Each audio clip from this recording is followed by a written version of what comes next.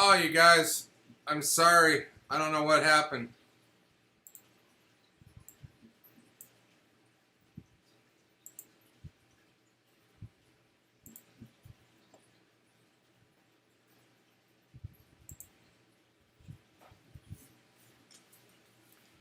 I'll tell you what.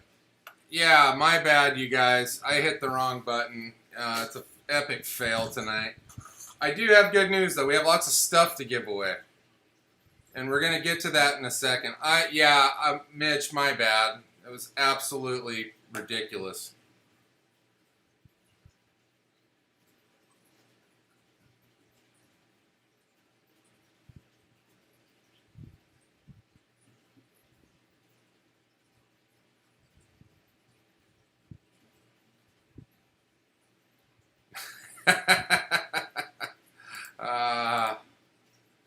I'm glad you guys are catching back up here. There's a lot. Where'd my mom go? I guess my mom wasn't feeling it.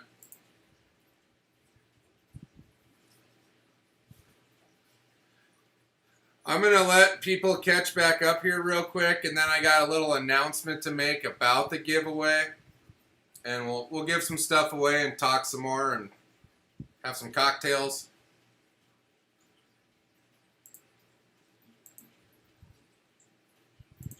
I don't know if people are going to come back after that. That might have really messed everybody up.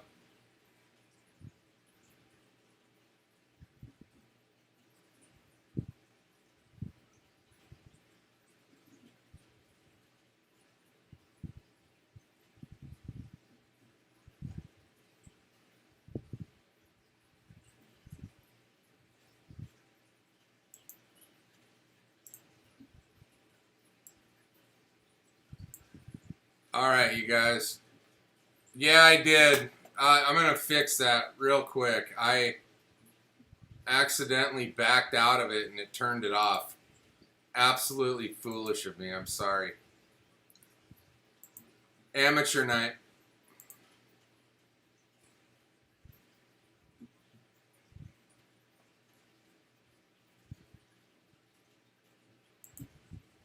This one still says I'm live. I'm trying to fix it, you guys.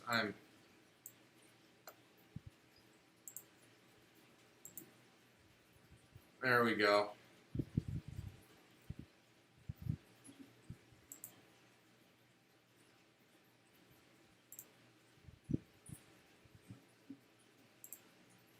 Okay.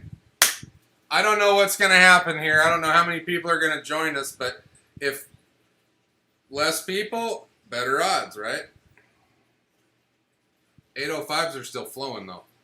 I'm not going to blame the 805s. I just cracked my second one, so it's really not the beer. It's my fat fingers. So, yeah, so it's me, Jim, Dustin, and Mitch. God darn it. I think people are going to figure it out because I just turned the original video to private. So they're either going to come and join us or go have dinner. It is Friday night.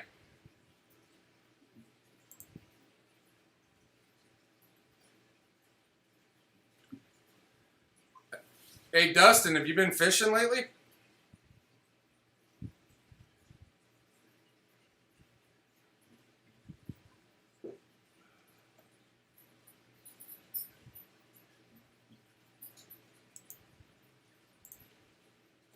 I have not, but I'm looking forward to going next week when I get to Missouri. It's going to be a good time.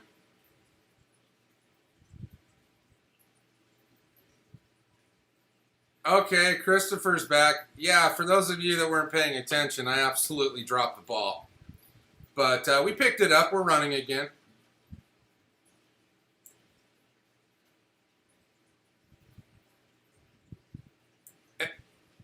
Hey, Kristopher, I don't know if that... I don't know. Hey, everybody, log off of that chat and go to the new... Or, excuse me, log off of that live stream and go to the new one. I made it private, but I absolutely screwed up. So, please, if you want to be a part of this, get out of that one and go to the new one. And I have an announcement to make. I see there's 26 people watching it right now. And that goes for my aunt, my mom, and everybody else that was watching.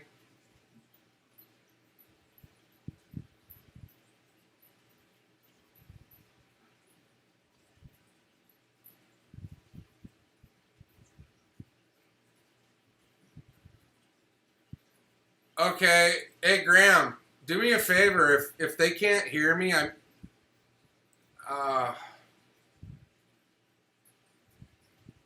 can you tell everybody in the text to go to the new one? I'm absolutely embarrassed.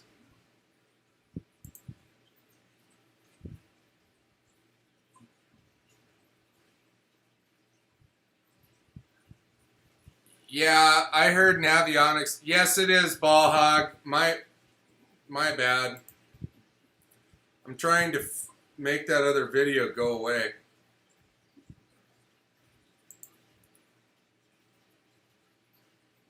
Oh, shoot, you guys. I'm telling everyone right now.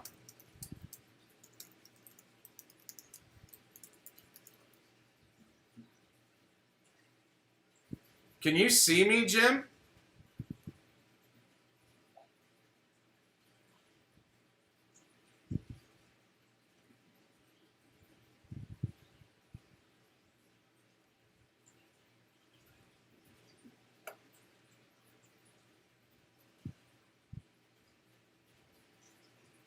Wow. I guess I have two feeds going on, you guys. Oh, man. Is there any way that you guys that were in the original one could come over to the new one? I'm really sorry.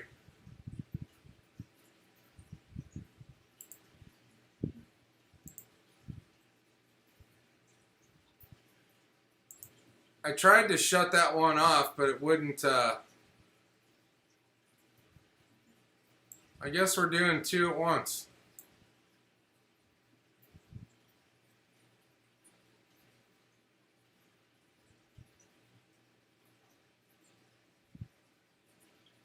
Wow, I screwed up. I can see Wendy. I can see all you guys. I just screwed up the other video and logged out of it. I couldn't figure out how to get back on. And I started a new one. Yes, it is, Efren. All right. Hi, Gavin. Thank you, Rocky. If the controls were a fishing reel, you know what, Jeff? It's a total rat's nest right now. Yes, Jonathan, it is. I'm sorry.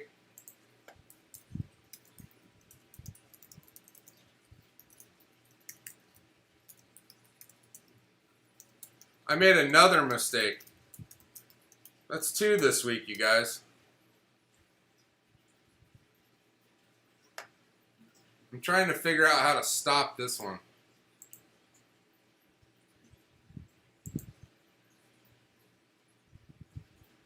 Here they come. Hi, Kenny. Hi, Neeper. Yeah, everybody likes watching Mark fail. I need to make more videos not catching fish because people love that.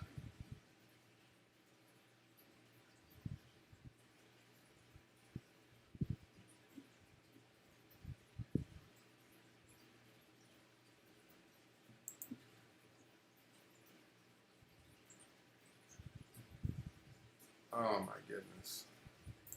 This is a monumental screw up. We're still here though. We're going to start the giveaway in just a second because I know that's what everybody wants and I'm going to give it to you. But first I have to fix this screw up. There's still 6 people on the other one.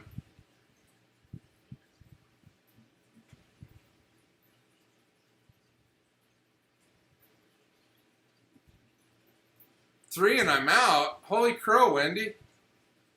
That's a tough audience. Hi, Peter. I'm in the middle of fixing it, you guys. Give me 1 second.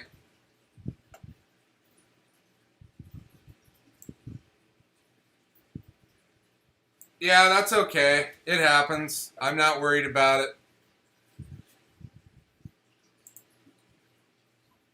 I just don't know how to stop it. There we go.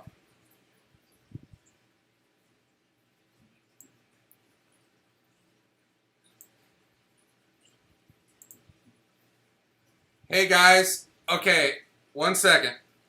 You guys that are in the original feed, TJ Rhodes, please go to the new one. I see there's 8 of you still on here. Back out of that one and go to the next live video. And I'm going to be done with this. I'm going to end this one right here. So that stream has ended. So we get what we get, you guys. Thank you, Bob. Of course, Baby T made the logo and the shirt. Sorry, it's backwards when I'm looking at it.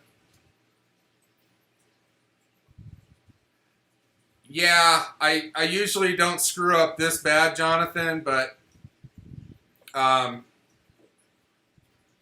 you know, it's Friday. It was a long week. I got a lot of exciting things coming up, and my brain is scattered.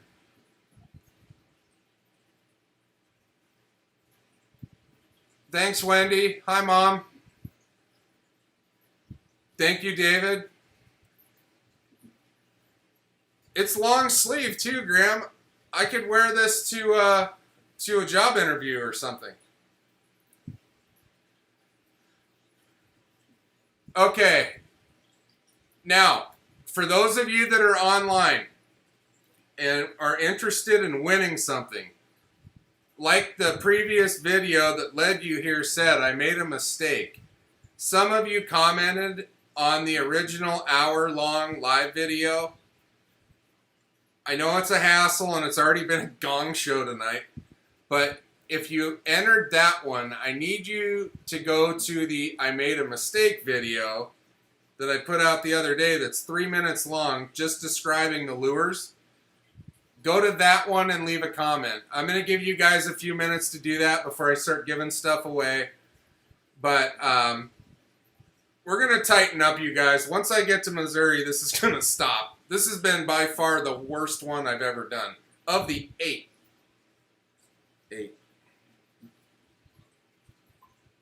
You're here, TJ. I saw your comment in the other one. You just picked up a boat with the 50 horse. That's glorious.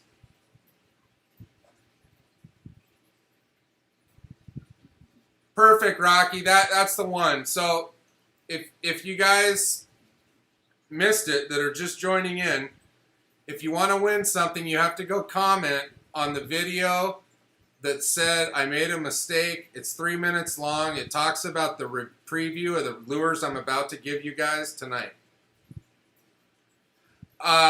Bull Shoals Lake. You guys are going to see that on... I'm doing a walkthrough on Wednesday, so I'll probably do that on Wednesday. I'll show you guys the house on Wednesday, and we'll go down to the lake and check it out. It's not very far.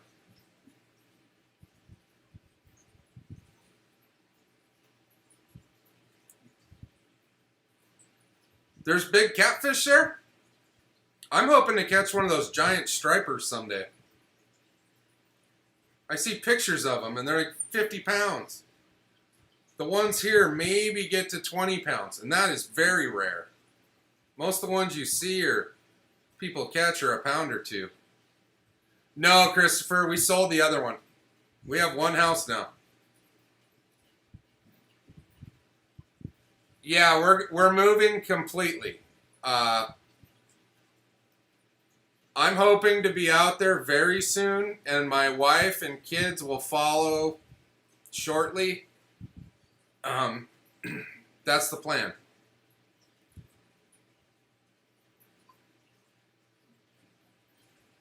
Okay, before I'm going to give away something. It's been 30 minutes. It's ridiculous, and I'm sorry. But I want one more time, if you haven't entered, Go to the 3-minute video. I made a mistake. Preview of the lures that I put out a few days ago, and leave a comment there.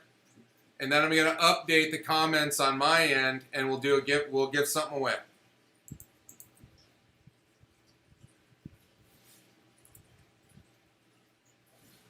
You're back, Joe. It's my bad.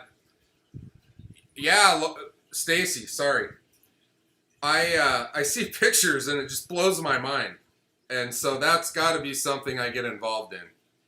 I might need bigger tackle, though. My biggest rod's a 7.6 heavy. I don't know if it's going to swing that 50-pounder. All right. Okay, what do we got here?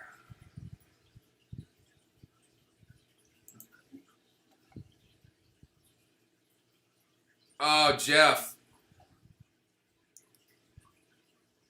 What days are you available, Jeff, this week? I am, Wednesday I'm booked. Thursday I sign on the house at 9 a.m.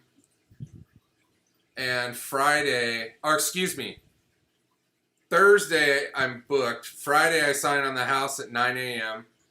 And Saturday, I'll be free Friday after, say, 11 a.m. and Saturday. But I fly back on Sunday. I have not been killing it. What part of Bull Shoals? The village, it's called, is in Kirbyville.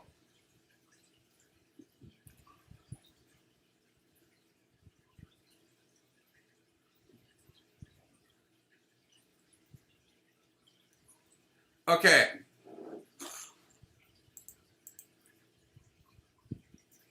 Has everybody that's on here commented on the other video?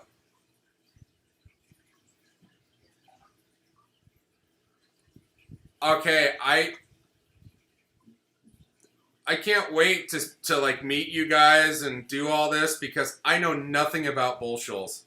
I didn't even go look at the boat ramp when I looked at the house. I could just see it down the road.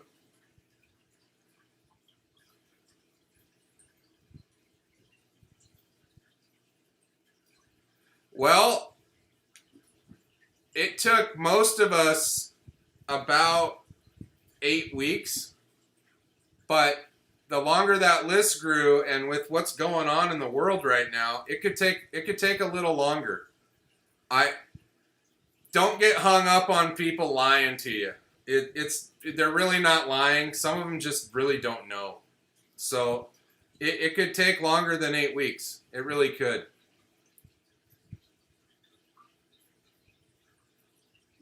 Habler, probably at an old folks home. Oh, well, that's not too far from my house. I'm on that end of the lake.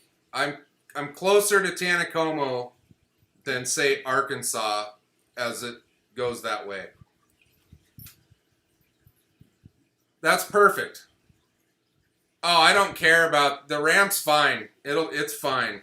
I can launch my boat right now in there. No problem.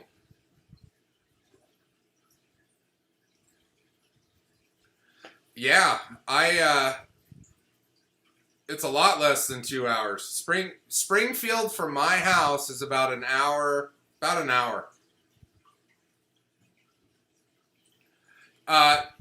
Patrick, great question. You're commenting on the video that is, I made a mistake. It's 3 minutes long reviewing the lures, not the live one that's before that.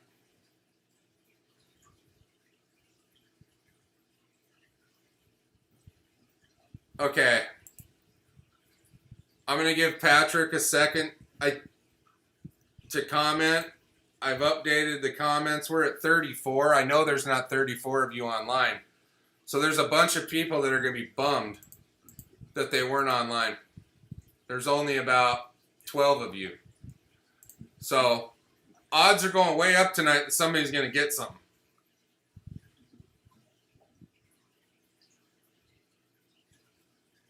Yeah, right on. There's tracker places all over the place. When I drove through Missouri 2 years ago and then a month ago. There's more than one.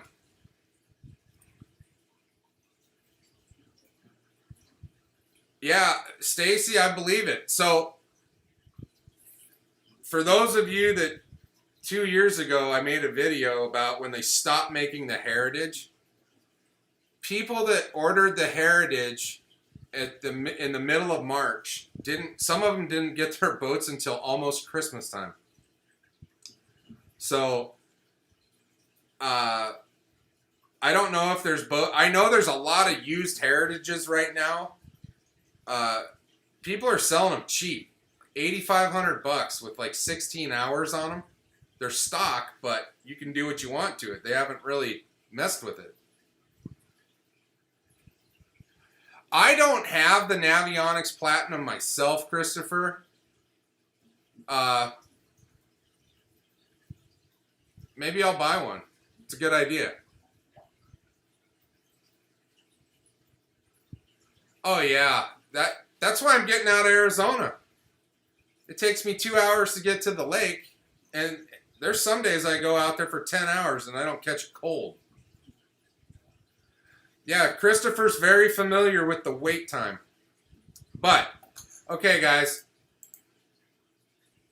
Okay, we got 35 people commenting and not that many online. So, the first thing I'm going to give away is going to be 2 Cotton Nordell lures.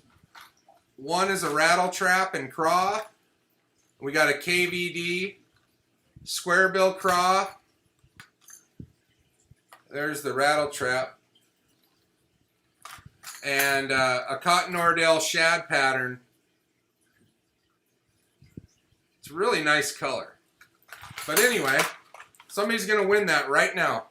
So I'm going to switch over to the comment picker, and we'll see what happens. Good luck.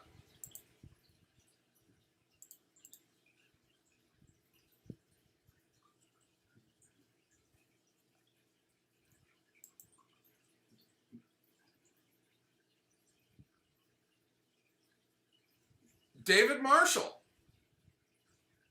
Is David Marshall online?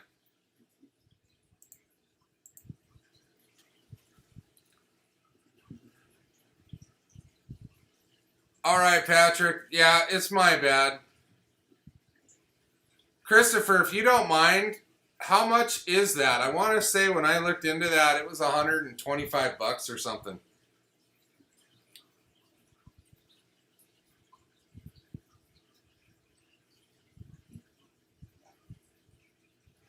All right, David Marshall's here. So we have a winner. This is great.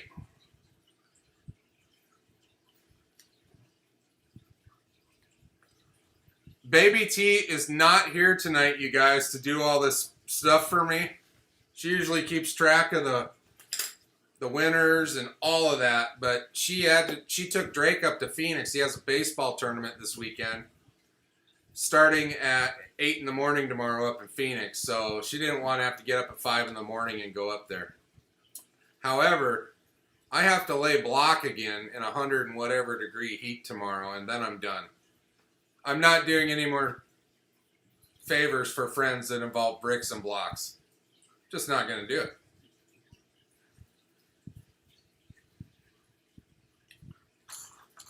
All right.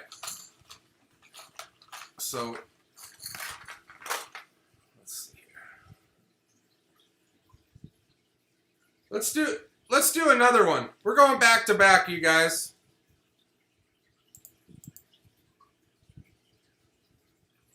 Let's see if we can have winners every time that are actually online tonight. That would be great. So I'm going back to the comment picker. We're going to do this again. Hey, buddy. Drake is online. Bricks and blocks are in our blood in Washington and places where it's not 100 and devil's butt.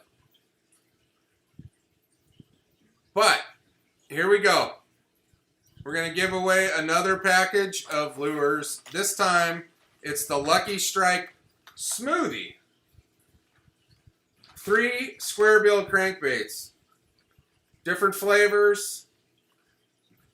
All great colors, in my opinion. I'm going to switch over to the comment picker. We're going to do it again.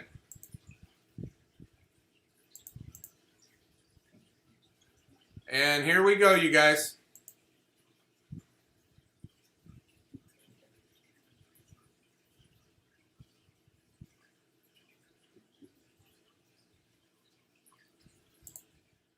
You guys need to see this, but Kristopher Lawrence, congratulations.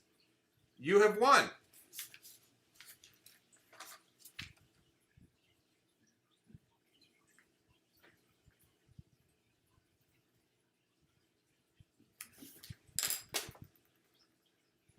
Okay.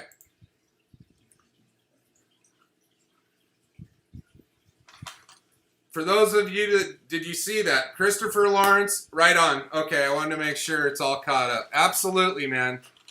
I appreciate you guys showing up and BSing with me. Clearly, I don't have any friends. I'm just kidding.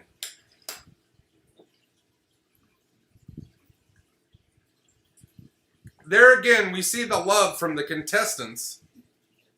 Congratulating the winner. This is great. Absolutely great.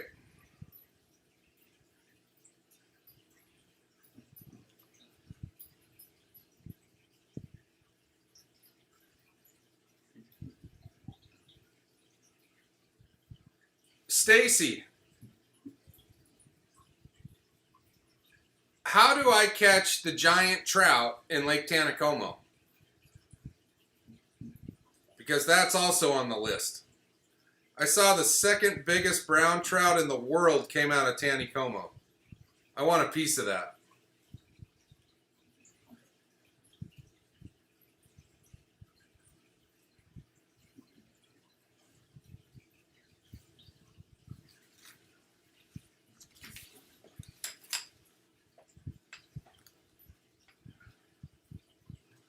I will come to North Carolina. Probably when we go to it probably will be next year. I'm sure I want to get back to the lake house in New Jersey, where Tabitha's family has a place. I love it up there. And I'll go that way and then go north.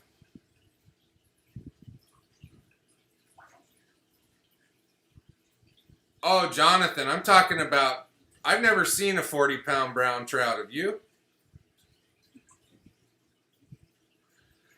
How deep is Taneycomo? Because deep to me is trolling it well over 100 feet deep.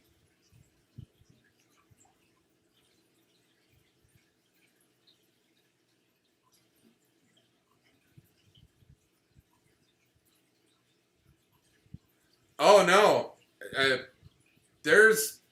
Taneycomo's got beasts in it. There's pictures anyway.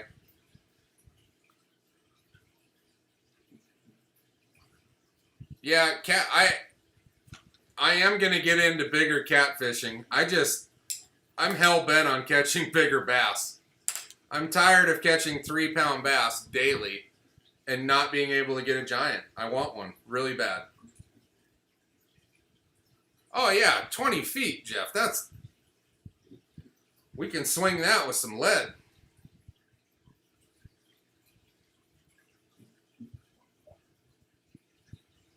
That's awesome, Kristopher. That mentality is kind of what led me to where we bought a house, being basically 20 minutes from Table Rock and even less to Taneycomo, and of course 30 seconds to Bull Shoals. And my wife has family in Missouri and Iowa, so we're fairly close, and that was part of the deal. She wanted to be close to some family, and she did pick out the house ultimately.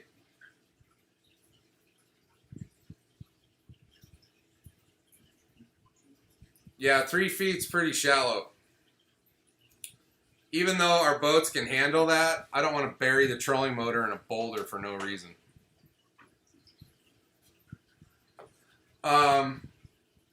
Let's see, you guys.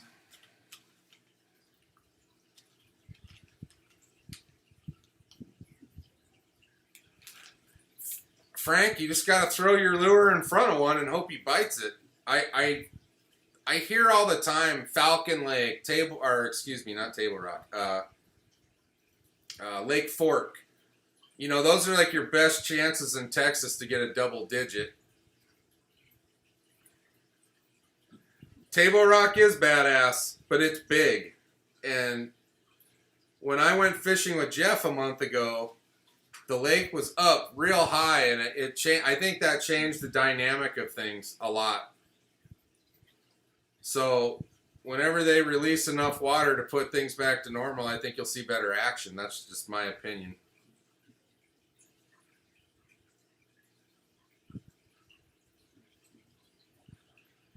Yeah, the northern lakes, you know, I understand the fish don't grow as big, but north of Indiana, smallmouth get massive. I'll be fishing in Lake Michigan as well. That place has my attention. I had a great time when I was there a couple years ago, and even though our boats are iffy out there, on a good day you can enjoy yourself.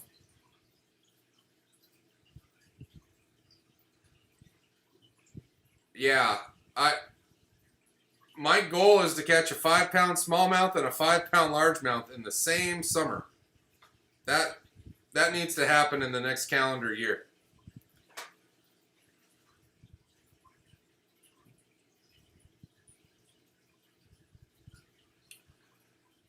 I'm going to give something else away, you guys. Why not? Hold on.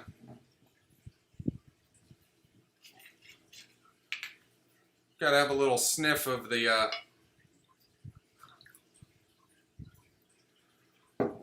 Can you guys see this glass? It's from Guaymas, Sonora, Mexico. It's a glorious town in Mexico.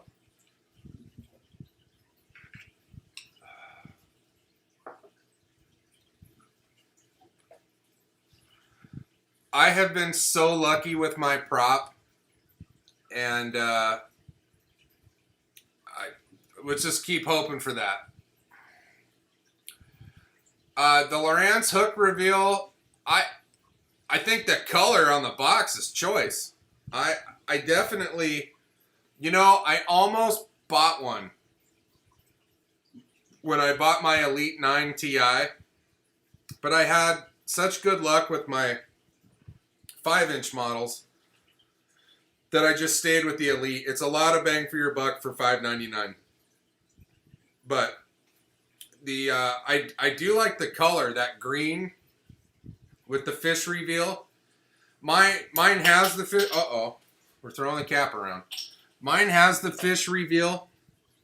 So, you know, I don't know. I've never used a Reveal 7S, but I think it's a good unit.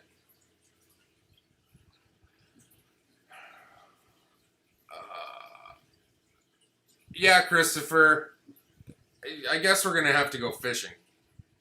For sure. My biggest largemouth is 4.78 pounds, and there's a video of it. I think it's something about catching my PB. Yeah, for sure there's great smallies on the St. Lawrence and up in, what is that, Lake Champlain? I've been to Burlington, Vermont. I never fished there, but, you know, that's not that far away from our lake house. The lake house is in Newton, New Jersey, which is about an hour from Manhattan, west, straight west of Manhattan.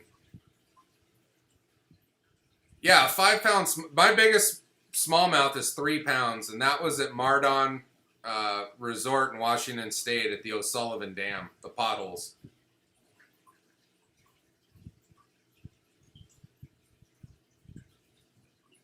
Kristopher, you know what? I don't know if you guys saw that comment about 6 comments ago. Neeper Black absolutely failed to net my biggest bass. Twice. But no, that happens. I did it in a tournament to my partner. I knocked off at least a 7-pounder trying to net the fish. In the dark, I absolutely knocked it off, and my partner was pissed. That cost us probably $1,500. It was a very expensive mistake. Oh, Neeper, I don't give you grief. You get grief from other people that know about it.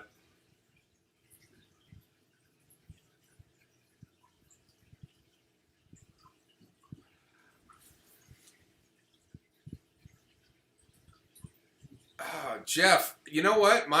Mine's still black. I haven't had any issues with mine.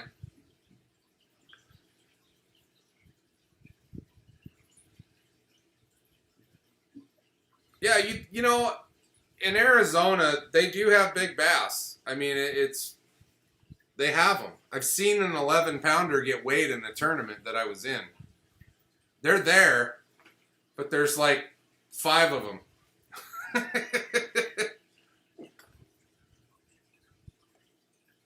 44 pounds. Holy crow.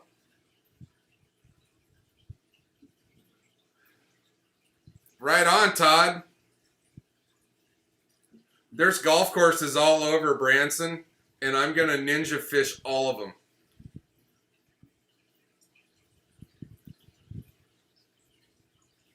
Yeah, you know what, Bob? It happens. Neeper Black, the dirty wizard, he's probably going to not live that down for decades. Upper Hampton. Upper Hampton's a sweet lake. A German brown is a violent fish. If you've never caught one, they're a predator. They're a predator for a trout, for sure.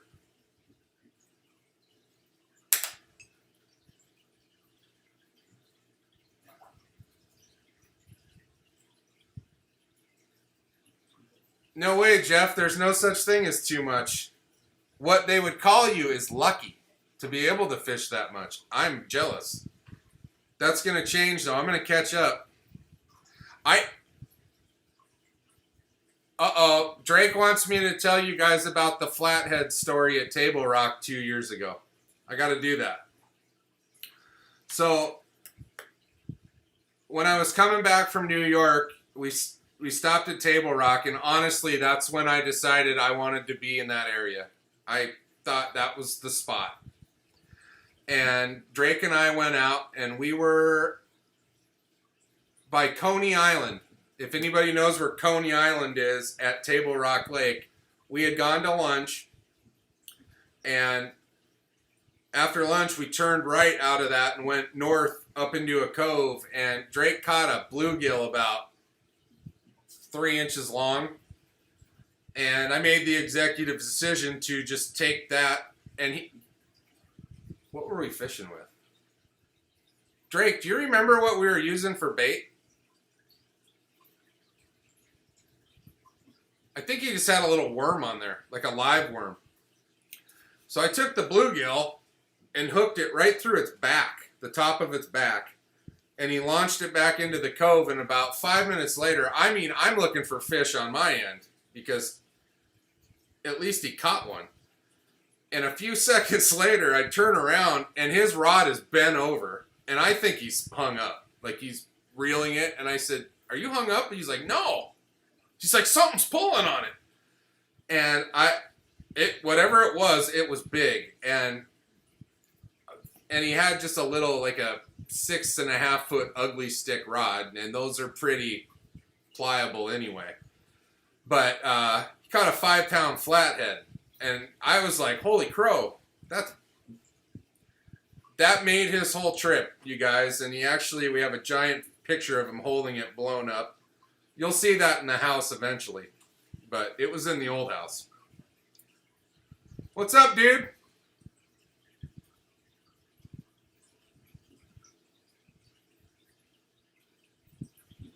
Wow, that must have been a brawl, Kristopher.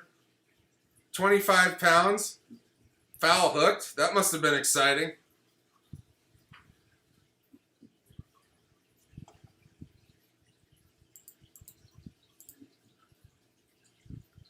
Wow. I'll tell you what, you guys. I'm gonna give some stuff away again. We have a jig package. We got 2 jigs and some trailers that will go with both of them. They're black and blue. Yum craws. To go with 2 Pepper custom jigs. One's black and blue. Both of these are swim jigs, by the way. 3/8 variety. And the other one's a shad pattern. I really like these. So the winner is going to get that of this next drawing.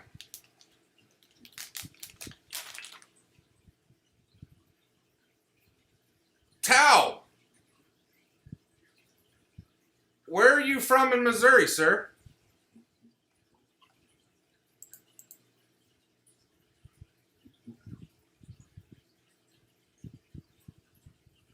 Yes, it's the canvas of Drake, Mom. All right, Wendy, have a good time. Love you.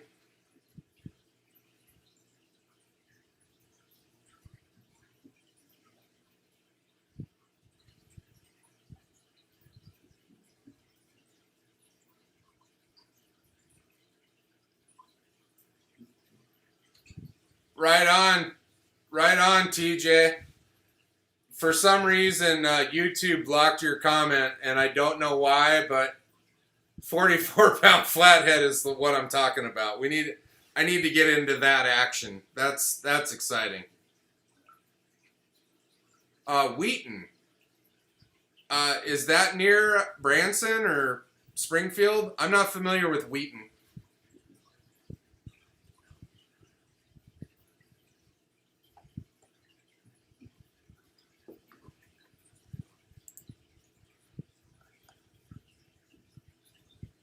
All right, you guys. I'm going to switch over to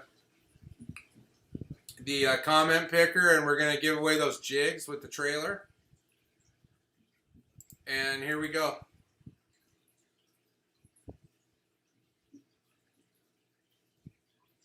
Bob Borgstede.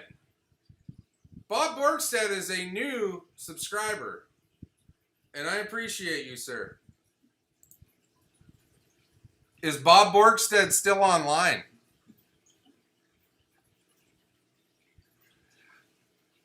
Kenny, Jeff McCain told me that there's muskie in Stockton Lake, I think, just north of where I live. And Jeff and I are going to go find them. Bob Borgstede, are you online? Let's not go crazy. If Bob's not online, we're going to have to, you guys know you got to be online. Let me see.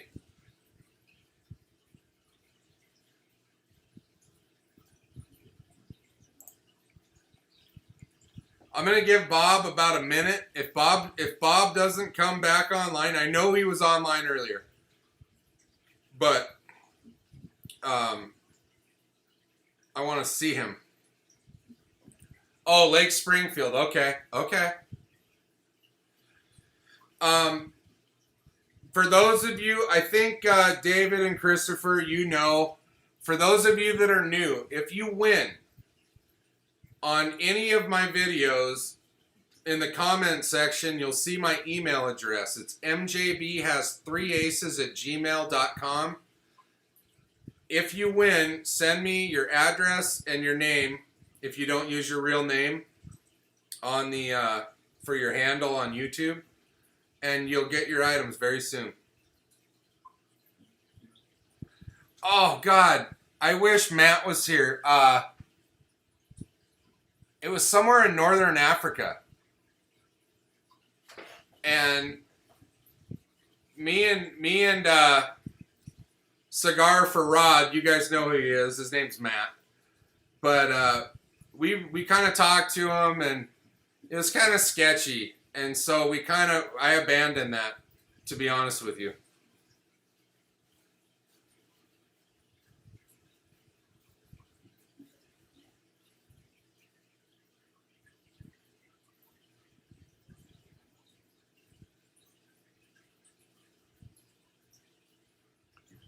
No, I have not been to Fellows Lake. I am very new to the area.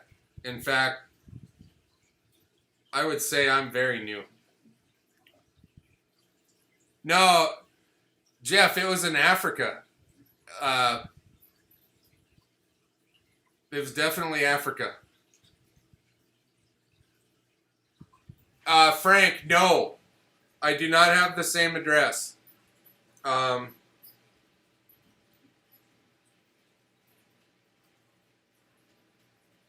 I will, Frank. You know what? I'm gonna reach out to you, and we'll talk about that. I don't know if I want to send them to the new house yet because I don't know exactly, or whatever. I don't know exactly when I'm going to be there, and I don't want stuff to sit in the mailbox. I'll reach out to you. I have a different address I can give you.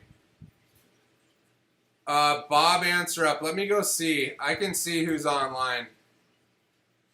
Bob did not answer up, you guys. So we're going to do it again. That's how we do things here, and I know you guys like that. So we're going back to this.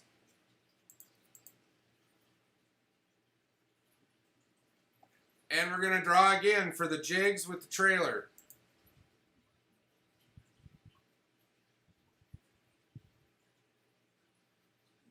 Mad Mission Gone Fishing. You see what he said below his name there? That's about the 1,000th time I've seen that. You guys should just send that to Tracker. For all of you that feel that way, for all of you that feel like Mad Fishing did, Tracker should pay you, brother. Awesome, whatever. Send those feelings to Tracker. Maybe they'll listen. I don't harangue them. 2 years ago, I asked them if they could help me with 2 nights at Big Cedar Lodge, and they told me they only comp people with 100,000 subscribers. At the time, I had about 504, and yeah, I'm about 998,000 short of getting a comped room at Big Cedar. If Fellows Lake has a horsepower restriction, can you just not use the big motor, or can you not have it in the lake at all, Jeff? Hi, Glenn. Good to see you. Craziest fetch catch of all time. For me, there's 2. Me and a friend, when I was in about 8th grade, he was able to drive. He was a little older. And we went to his beach house on Whidbey Island. And we used to take this little Livingston boat that maybe was 10 feet long out to the buoy and tie off. And we'd take herring on a big treble hook. We'd just basically plug the herring right onto the treble hook with a little bit of weight. And we'd drop it down to the bottom, and with a big floodlight, we'd flash it in the water. And 5 to 10 minutes go by, and big sharks start swirling around. And when I say big, for Washington State, not being out on the coast anyway, in the Puget Sound, like a 7-footer, a 6-footer is pretty big. And basically, the person with the rod couldn't see what's going on, and the guy's hanging out over the front of the boat looking straight down on the bait. And as soon as the shark gets over it, and he could see it, like pick it up, he'd say, set the hook. Well, you set the hook, right? Well, I set the hook so hard, he flew out of the boat, and that shark took off. And it took me, I don't know, half hour to get that thing up to the boat. That was a big-ass fish for, I was probably 13 or 14. Oh, Jeff, we could take my boat then. I only have a 40 horse. Hey, Frank, Tracker reached out to me for that commercial and asked me for a release for the New York footage I had and never used it. They did send me a hat, though, that doesn't fit.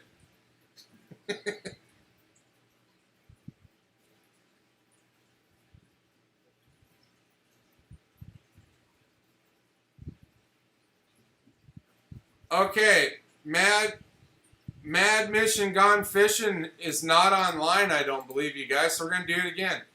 Everybody's leaving. That's okay, though. That's okay. I got 3 more things to give away. I did not buy the Heritage hat, Kristopher. No, those dad hats don't fit my giant head. All right. While you guys chat, I'm going to go back to this screen and we're going to give these jigs away again.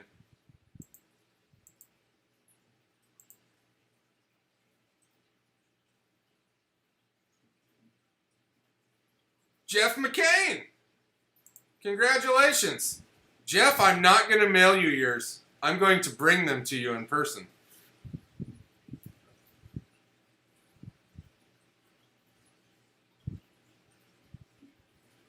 Is that okay with you, Jeff?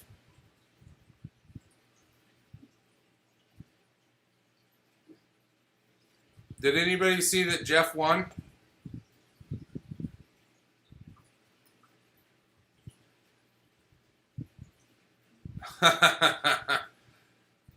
For some reason, they blocked out. I'm going to show that. That's nothing wrong with that.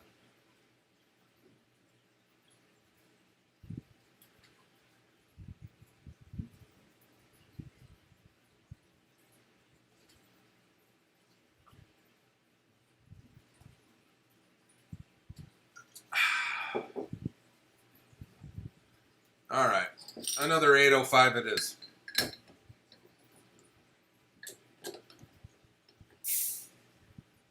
I can't fix it. It's random as it gets, you guys. I'll tell you what. When I first found this comment picker generator, I practiced with it, and like my mom came up the first time. Like all these people came up, and I'm like, it seemed fixed. But trust me, you guys, it's not. I wouldn't do that. I don't have any reason to fix it. It is what it is. A lot of people have won, by the way, and not been online. So they entered by commenting and just weren't online during the drawing. And, you know, for those of you that have been on, you kind of know the policy. If you don't claim your prize in a few minutes, the natives get restless. Redraw. Stacy, hey, thank you very much for being here. I appreciate it. And safe travels in the truck.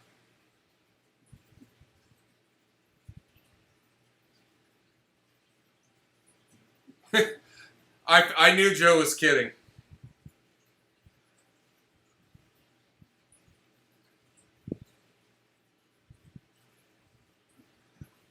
I put my boat in the Hudson River one time. It's seen saltwater once. And I think it's worth it if you have a purpose. I think if you put my boat anyway, if you put it in the saltwater every day, I think you're asking for it down the road. I just don't think they're made for it. Mine had little white spots on it for the longest time, even though I washed it right when I got home. I was probably out of the water for, I want to say we stopped and ate on the way home. It maybe 3 hours, and I washed it thoroughly.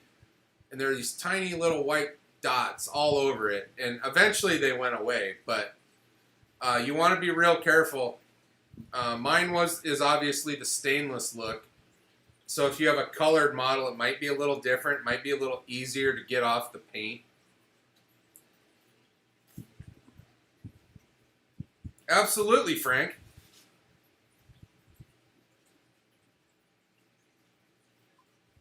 I 100%, Todd. I will definitely reach out to all of you guys when we get settled, and I can't wait to be out there. Do I really like the trap? Yeah, I love my boat. For $9,995, it's the best brand new boat money can buy, in my opinion.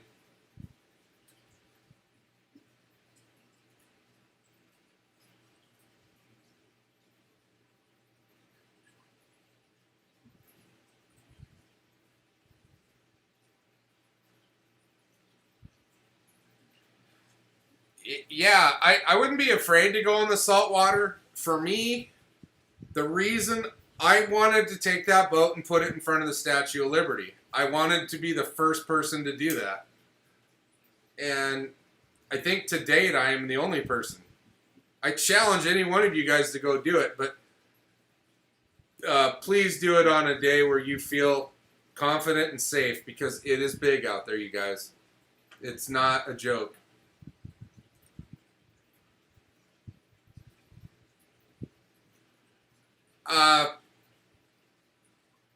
I haven't washed my boat in a while, and it looks great. I don't use any chemicals on it. I don't use any cleaners. Well, I guess I shouldn't say that. I use vinegar. Straight vinegar, about that much in a spray bottle, and the rest water. And it cleans all the water spots right off of it. And I've had no issues. And I believe with the aluminum look, I'm not familiar with the colored boats. I haven't washed one. But with the aluminum boat, I believe that enough time in the water, and depending on your water, if it's hard water, you're going to get a discoloration. It's just a reaction that's going to happen to bare aluminum. I believe that. Right on, Kristopher. That's what I'm talking about. I fished in a high dollar tournament series here, and these dudes showed up one day in a 16-foot tracker boat that was a tiller with just like a deep V aluminum boat with 3 seats in it, nothing fancy, with a cooler for their live well, and they took home $6,000 that night. Definitely made more money than their boat cost, and put to shame a bunch of dudes with $80,000 boat setups. So it doesn't matter about the boat. It's the dude driving it.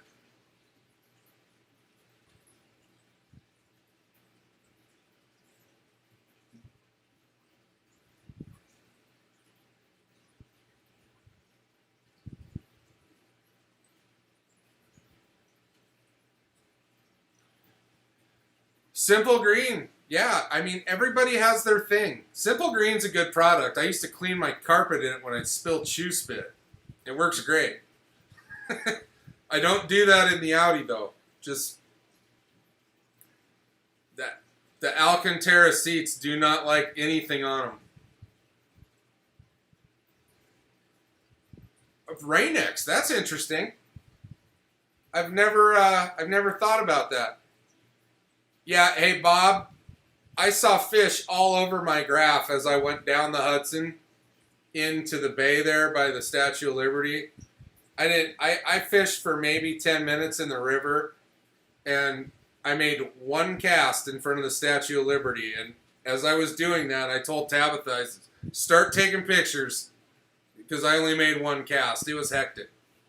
So I really didn't give it a chance, but in the future, I'm going to get back out there. It's only an hour from where we can be in New Jersey, so I'll get back there for sure. Yeah, I mean, the Heritage only sits about this far in the water. You know, maybe 6 to 8 inches at most.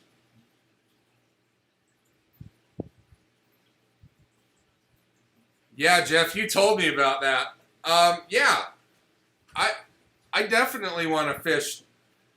Tournament fishing has for those of you that haven't tournament fished, it's got a whole different dynamic to it. The focus, you have laser focus for 8 hours, however long the tournament is, but you're locked on for 8 hours. It's not like, you know, some days if you don't catch anything after a couple hours, you start trolling around.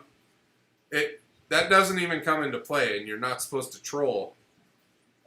At least in a bass tournament, trolling is a big no-no. David, No, I have your address. If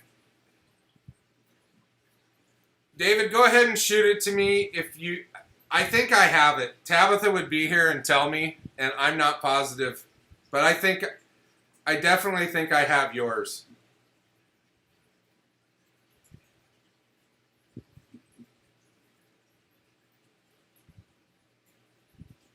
Hey, Bob, did you meant to say stripers? Because I think there are great strippers in New York from what I hear. Neeper, I'll talk to you later. I'll call you later tonight, bud. Have fun at cooking dinner. You controlling a muskie tournament? I've never caught a muskie.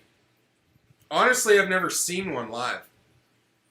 I thought 2 years ago when I was at Lake Hopatcong, I thought I had one on. They're in that lake, but it could have been a big pike too. I had something big on and it bit through my braid, 65-pound braid. I was thoroughly impressed.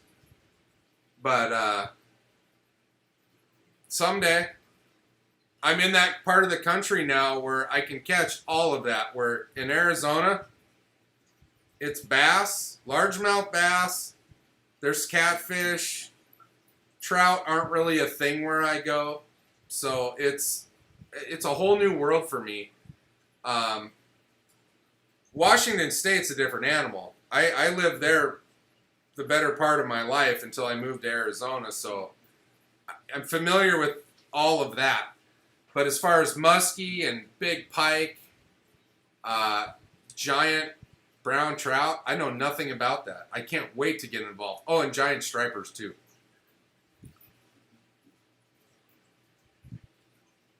That's a big fish, Kenny. Yes, I like that, Jonathan. You can catch all kinds of things from strippers. That's for a different vlog.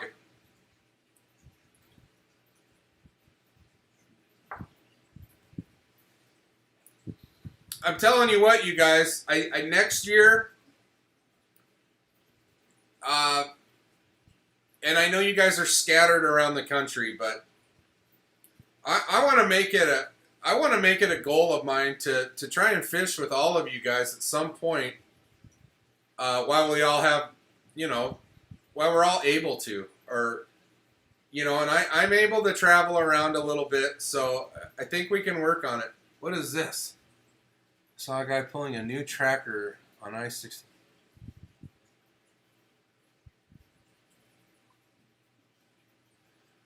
Yeah, I've seen some epic tracker classic fails, and it's brutal. I made a video a few weeks ago about a guy who's burned down in his house. Like, it's awful. And there's been several people on the Facebook pages that have unhooked their boats at the top of the ramp, and halfway down the boat slid right off the trailer. That is bad, you guys. I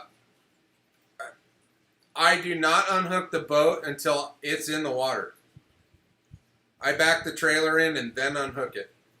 As much of a pain in the ass it is sometimes to walk into the water, I don't want to drop my boat off about 20 foot short of the water. That could get real expensive.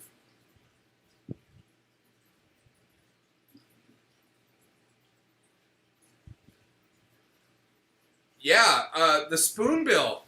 That's a prehistoric fish, isn't it, Jeff?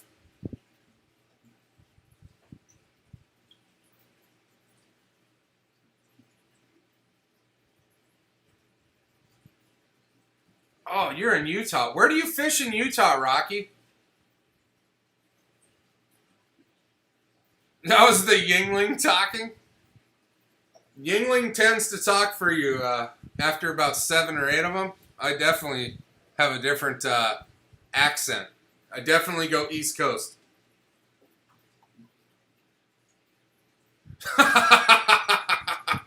20 miles short of the water. That's awesome.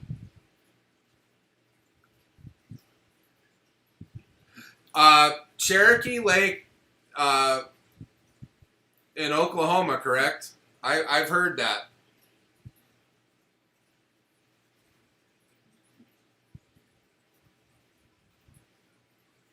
Oh, so you're on the north end. So I gave some thought to going to Lake Powell, but I can't, I don't think I'm going to be able to make it work. That was my plan this last spring, and everything went to hell, as everybody knows. I was going to do Powell, Lake Mead, Lake Havasu, and the Parker Strip in the spring. And it just fell apart.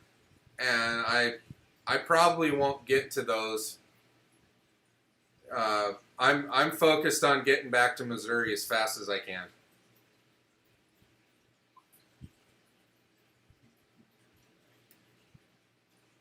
All right.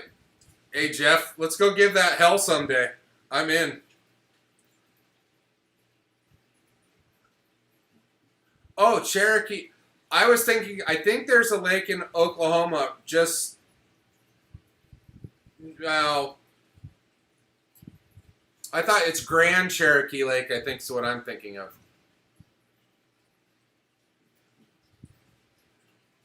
Ogden. Oh, are you talking about the zebra mussels?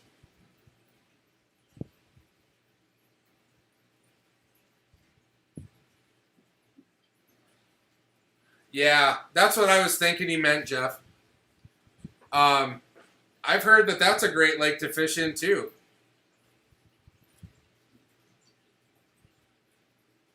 Okay, I didn't see, but where's Lake James?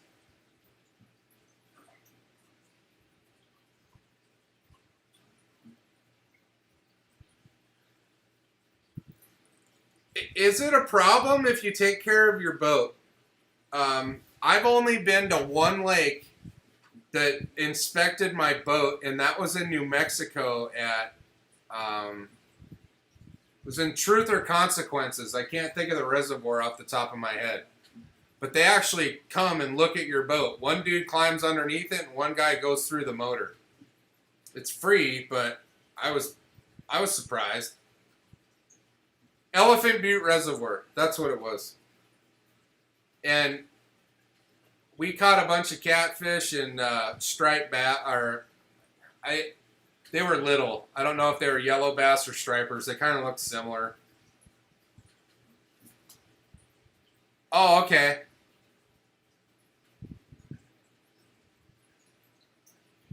Gotcha.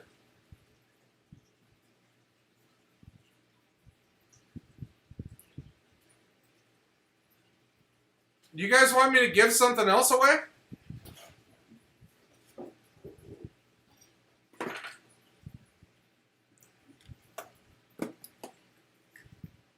Maybe?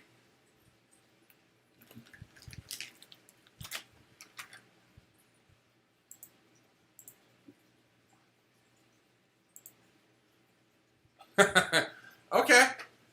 All right. So this is going to be a tackle box with the drop shot package. Some weights, some hooks, and some Chompers salt and garlic dark melon pepper. My buddy Dustin Corey turned me on to these, and they've been working pretty good. With a package of Owner #2 drop shot hooks, we got some Eagle Claw drop shot weights. I believe these are 3/8, yes. And then these South Bend Walmart drop shot weights. Guys, I like these. They come in colors and they're cheap. It's $1.88, I think, a package, and you get 8 of them. I don't have a problem with them. And then the tackle box that this is going to come with is this guy. So there you go.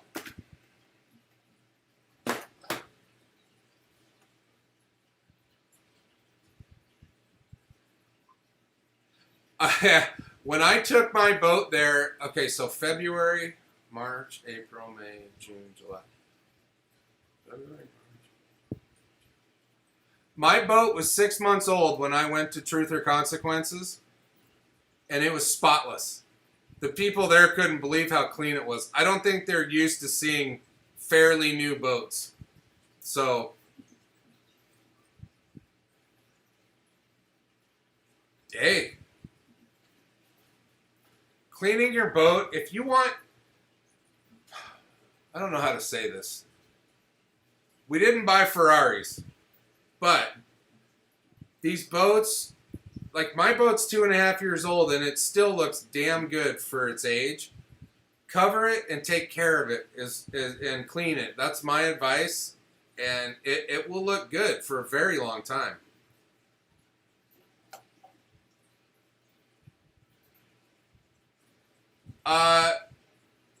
Yes, Frank, I found those last weekend, and they had a couple packages today. I didn't get any. They were the half-ounce ones, but the rest of the rods are gone. Any rod that had a reel on it, any rod and reel combo, they had none of. Zero. They had some bare rods and some reels and packaging. Most of the terminal tackle, aside from swivels, was gone. It's just not there. But lures and stuff like that, they were pretty plentiful. You could still buy that. I think a lot of people are buying just the necessities to go out and try to catch catfish, or, stuff that you could put eggs, power bait, worms, etc.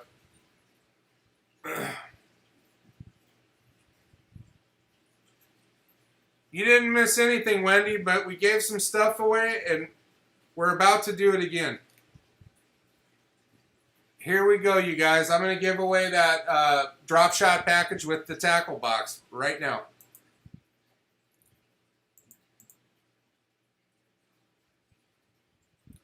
And here we go.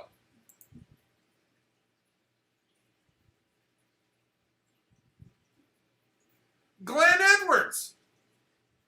Is Glenn Edwards online? He was earlier. Glenn, are you here?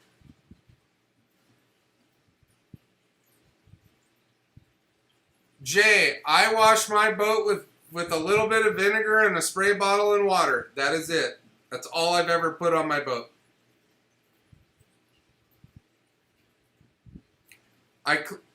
I use a vacuum cleaner.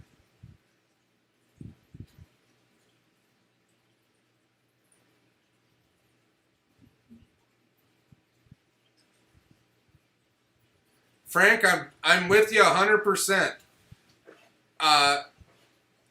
It kind of piggybacks off of my statement that we didn't buy Ferraris. We bought $10,000 to $12,000 fishing boats, and that's what they are. I take care of it the best I can, and it still looks great. Right on, Glenn. Do I have your address, Glenn? I don't remember if you've won before. We're 8 deep in these giveaways now, by the way. I can't tell you how much fun I have doing it. Yeah, Glenn, you get some weights now. At least enough for an outing. I don't know what kind of terrain you're dealing with. You're going to get them stuck in rocks and trees.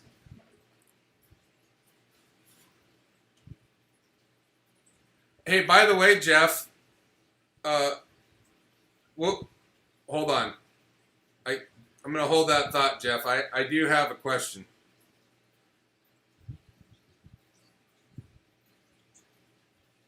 Glenn, did you leave? If you...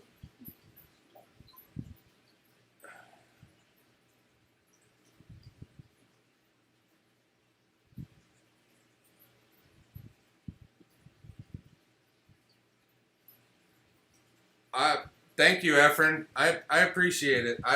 I'm going to keep doing it, you guys, as long as you guys show up.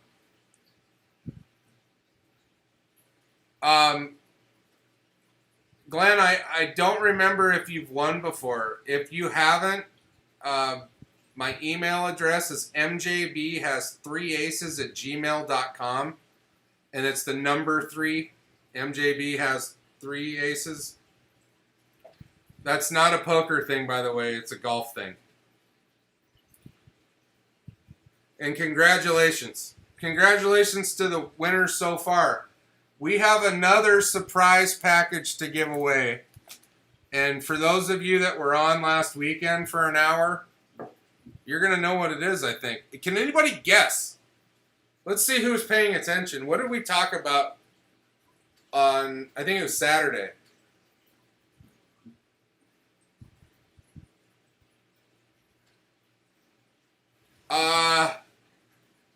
It's easy, dude.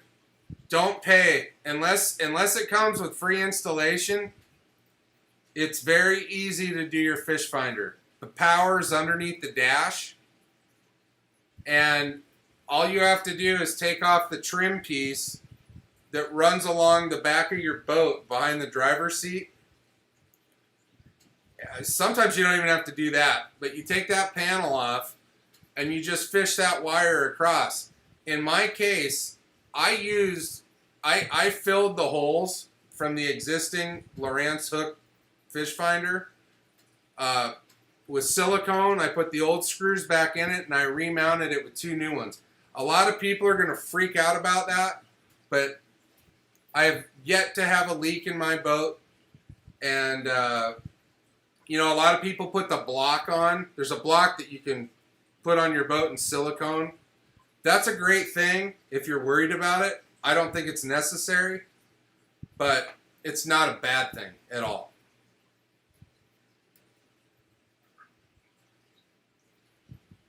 Thank you, Jeff.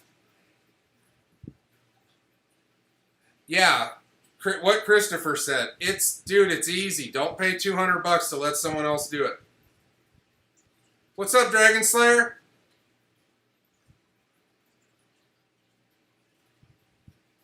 Yes, you guys, it is a square drive. To take your stuff off anywhere, any of that, the front plate or the side plate, it is a square drive. Just know that. And some of those you can't even see, so you have to run your finger along it and find it. But use a square drive bit.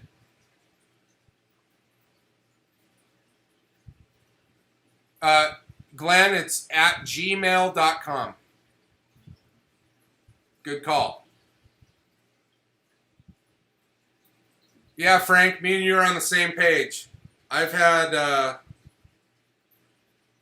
on my 4th fish finder on the bow and my 3rd at the helm. I'm probably going to get a 2nd fish finder up front. I don't know why. I might just put a 52-inch TV up there. I want to be the biggest.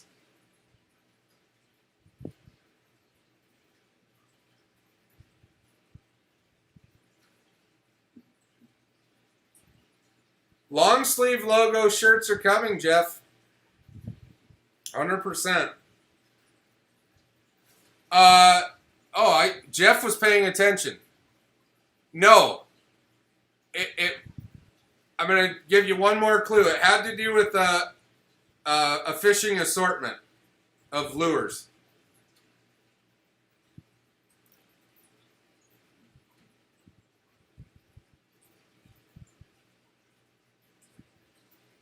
All right, Shannon Hilliard. Shannon, are you the same gal I met at the Bass Pro Shops in Independence, Missouri?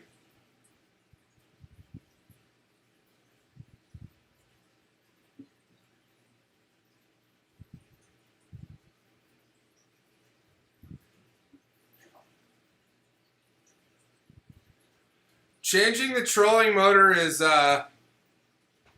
yeah. That's a big deal. But I'm glad I did it myself. Yes, Jeff! We are giving away a crappie box tonight. Okay. There was a gal that reached out to me a couple years ago when I was on my cross-country trip that sold boats at the Tracker or Bass Pro Shops in Independence, Missouri. And I went and met her, and I haven't seen her or talked to her since. She just wanted to say hi. She's very cool. She gave Drake some squishy stress balls that said Tracker Boats. Ah, yes. Yes, yes, yes. I live by you now, dude. Or, yeah.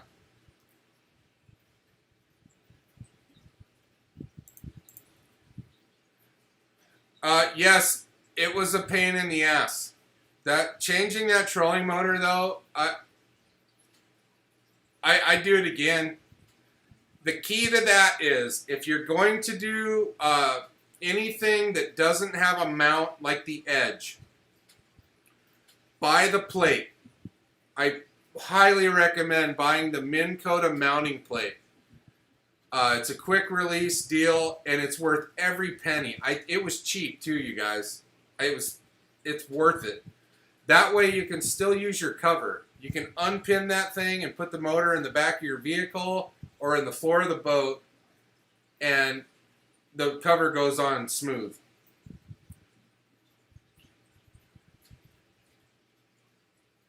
It's good to see you, sir. I haven't seen you since you built a mountain bike trail at the Ritz-Carlton.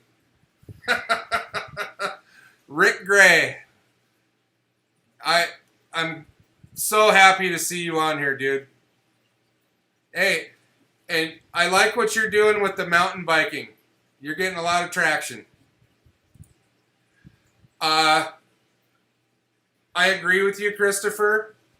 The biggest upgrade. Okay, I'm gonna stop.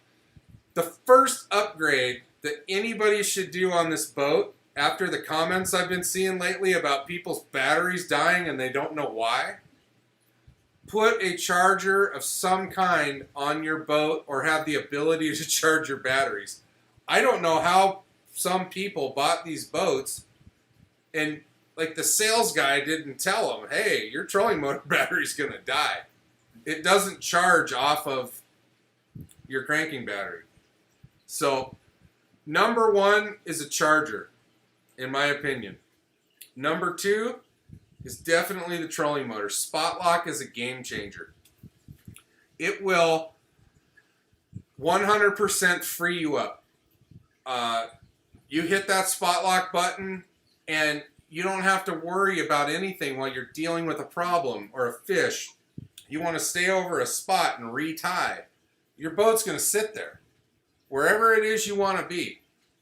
And the couple grand it costs to achieve that, I think is well worth it. Third upgrade, get rid of the hooked fish finder. Sell it on Craigslist, Facebook Marketplace, eBay, wherever you can. But sell it and put that towards a unit that makes more sense. Yeah. You need a 2-bank charger minimum. If you add the third battery, you're going to want a 3-bank. Yeah. I mean, what Glenn said. You can run your batteries in series and have a long life of 12-volt battery.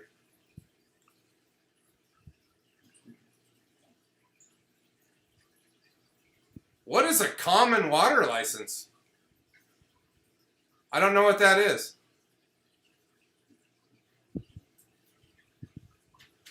I appreciate that, Rick, a great deal.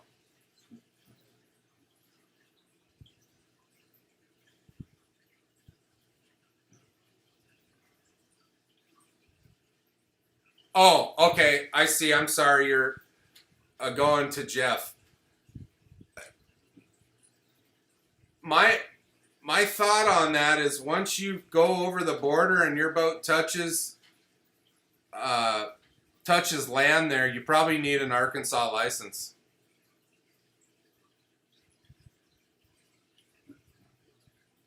Yeah, I think I got about the same, Kristopher, for mine. I want to say $55. I sold it on eBay. I still too. Frank, I have the original batteries and I have zero issues. The last time, well, not the last time, I took my aunt out the last time my boat was in the water, and we weren't there all that long, but The trip before that, I was on the water for 13 hours and my batteries were perfect. I don't know, Efren. I'm coming back. I leave on the 12th and I come back on the 16th. And I'll be here. I'll probably be here through Labor Day is my guess, minimum. I could be here longer.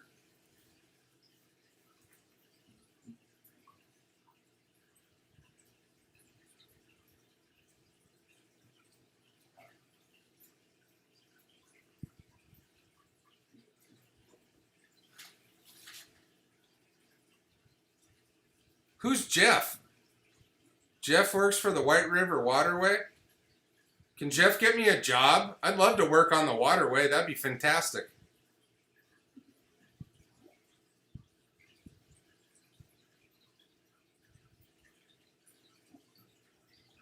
What battles do you run? I don't know. I have a 45 and an AR-15 pistol, if that's what you're talking about. Oh, batteries.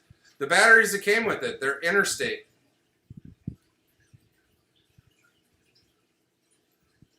They're great batteries.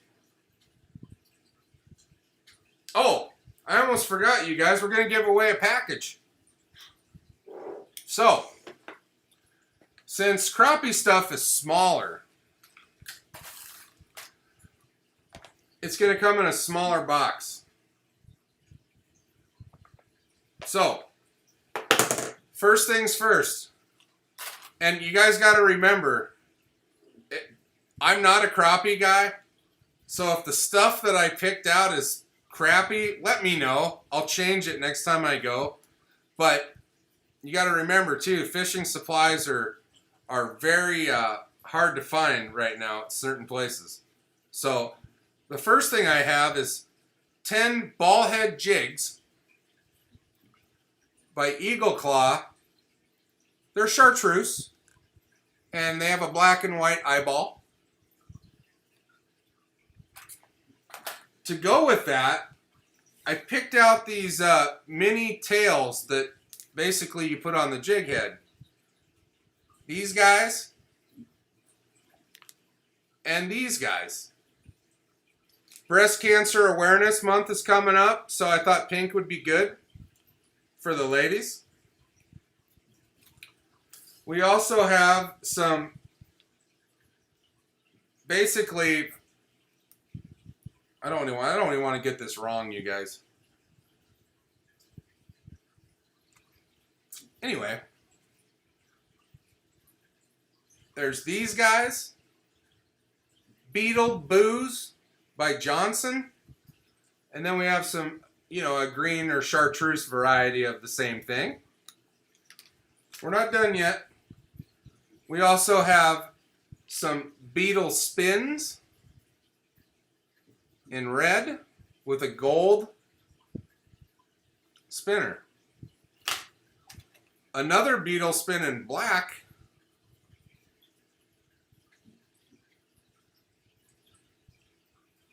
And a yellow one. And that rounds out the crappie package.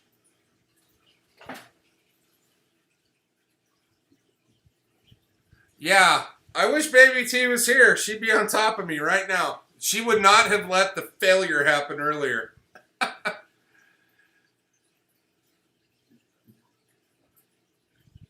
Yeah, I get pimp slapped in the back of the head, Jeff.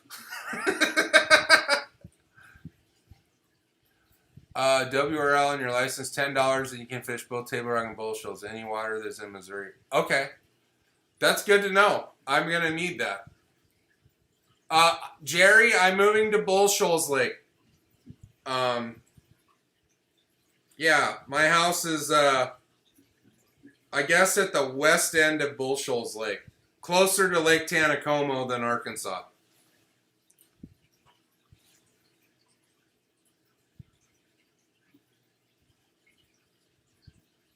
Yeah, right on, Glenn. Yeah, nobody likes the 4X. There are people that don't care about that. And I'll be dead honest with you. I caught more fish before I spent a bunch of money on fish finders. So, I don't know. I think it's a personal choice. There's people now spending $2,000 to $3,000 to get Panoptics. So, can I put the link below for the batteries? Yeah, absolutely. After the video, I can go in and do that. Right now, I can't. Well, you know what? Maybe I can. I'll tell you what. Let's give away this crappie package, and then I can do that while I'm talking to you guys. So, I'm going to go back. Okay, I see there's some new faces on here. If you want to be entered to win, okay, please go to my previous video that said I made a mistake. It's 3 minutes long. You don't have to watch it. You can watch it when we're done if you're interested, but you have to leave a comment. That's how I draw the comments to select the winners through the automated comment picker. So I'll give you a couple minutes if you haven't done that to go over to that video and leave a comment if you're interested in winning the crappie package.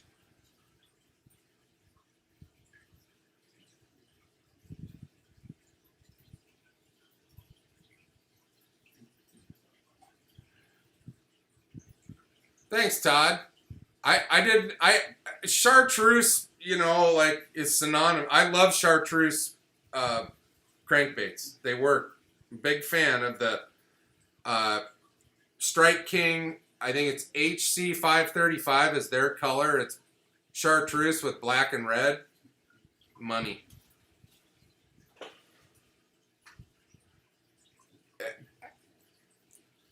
Mr. Rhodes, the comment picker doesn't like a lot of people. But trust me, a lot of people will attest that the comment picker likes them.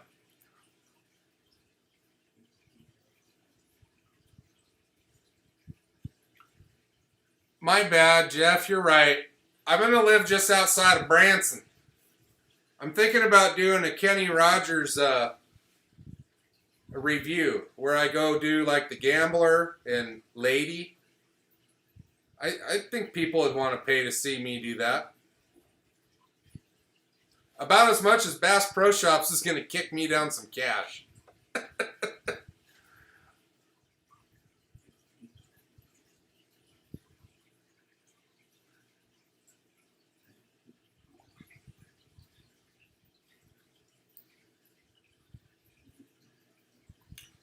Okay, so Jerry and Greg.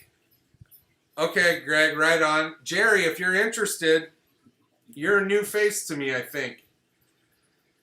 Have you commented on the previous video? Before I give this away, I want everybody to have a chance.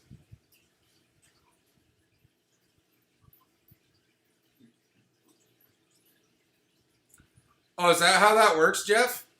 You just paw the screen and then good things happen?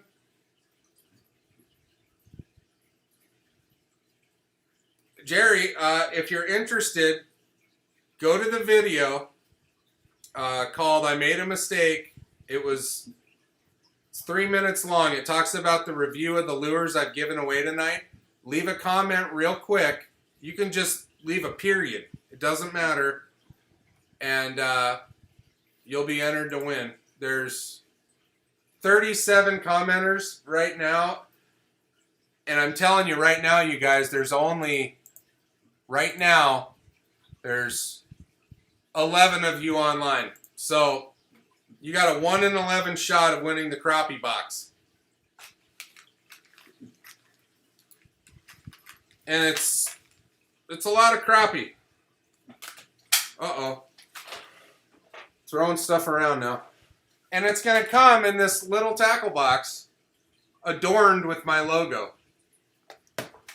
And you guys, I'm still working on, I am going to get my own tackle boxes made. That's happening. I just want to wait until I get out there and I don't have an address issue because I don't know how long it's going to take to get them made and sent. It could be a month. The lead time's like 14 days. So, and then however long shipping takes. And the fact that a lot of fishing stores are empty, even of tackle boxes themselves, doesn't speak volumes for the pace of how fast I can get stuff.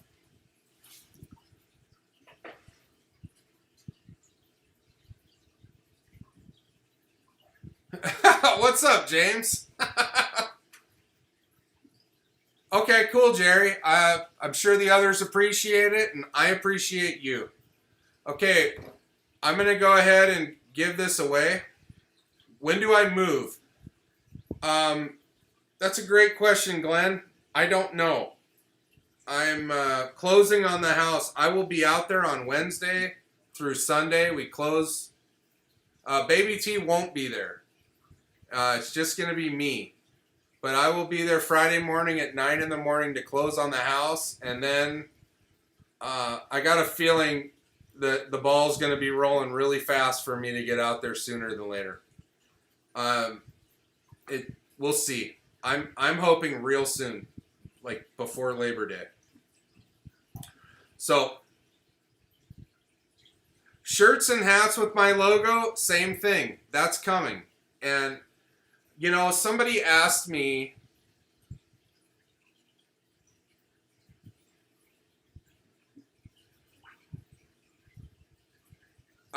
Frank, we're going to make that happen. I didn't forget about our conversation last weekend.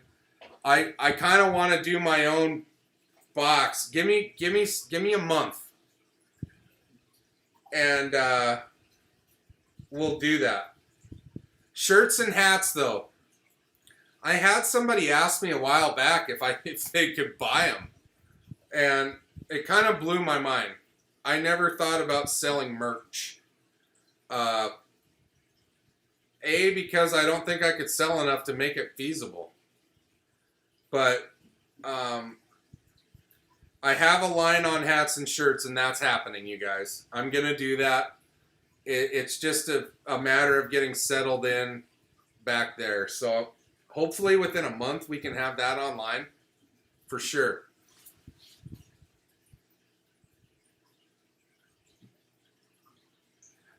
Did I pull the trigger on what? I pulled the trigger on a house.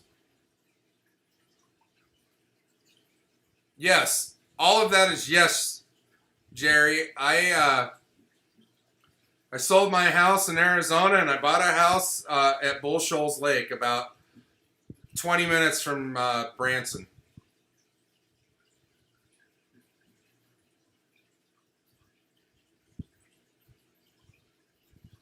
A 100%, Rick. We'll definitely go bowling. I have my own balls, Rick. 2 of them. Rick, one of my best friends in the world lives in Spokane and has a house at Lake Coeur d'Alene. And if I get out there, I'm definitely looking you up. Maybe you could take me mountain biking and then bowling. Yeah, hats are coming. Shot time. Thank you, Kristopher. I almost forgot. Dude, okay, real quick, you guys. I know I'm pushing off giving away the crappie box, but Jerry, being a newcomer, I feel like I need to talk to him. So, my entire life, Jerry, I grew up watching Roland Martin fish on Saturday mornings at places like Lake Okeechobee. That was a dream from a kid in Seattle fishing at ponds and neighborhoods and off the pier in the Puget Sound catching little flounder. That was my dream. And when I moved to Arizona, fishing kind of became a thing of the past for a while. Just because there's no water within a couple hours of where I live. And I met a guy working that tournament fished and asked if I wanted to be his back boater. And I, absolutely, I'll give it hell. I didn't know what I was doing a tournament way or style of fishing. And it kind of reignited my love for fishing. And I didn't know when I would buy a boat. I really didn't. I Um, it wasn't even an idea. And 2.5 years ago, I had, some of you have heard this, so go ahead and grab a beer if you've heard this. But I had some serious problems, and I had to have part of my stomach removed. Not because I was fat. Not, well, there's that, but I had to have a pretty major surgery that put me down for a while. And the morning I was, right before I got wheeled in for surgery, December 15th of 17, the ad popped up for the Tracker Heritage on my phone. And my mom and my wife and Larry were sitting in the room, like waiting for me to be wheeled back. And I showed them, I said, when I wake up, I'm buying this boat. And of course I got a bunch of eye rolling. Like, oh, okay, whatever. And that reignited my dream to be in the water and fish full time. And that is my goal. My goal is, and for my children to do that. Because I believe there's two sports, in my opinion, that create good people. And one is golf, and the other one's fishing. Both of them you don't want to lie at because it's just bad for business. And both of my kids are going to fish and golf. Drake's already golfing. And Maggie's a little too wild yet, but she's going to get there. But that's my dream. Okay. You guys talked a whole bunch while I was yapping. Are you driving the Audi all the way here? Yes, I will be driving the Audi back to Missouri. I got a bunch of stuff I need to bring. The boat, 2 cars, and all of my crap. So we'll see how that goes. Oh, yeah, Kristopher. Let's have a shot together from the Huemas glass.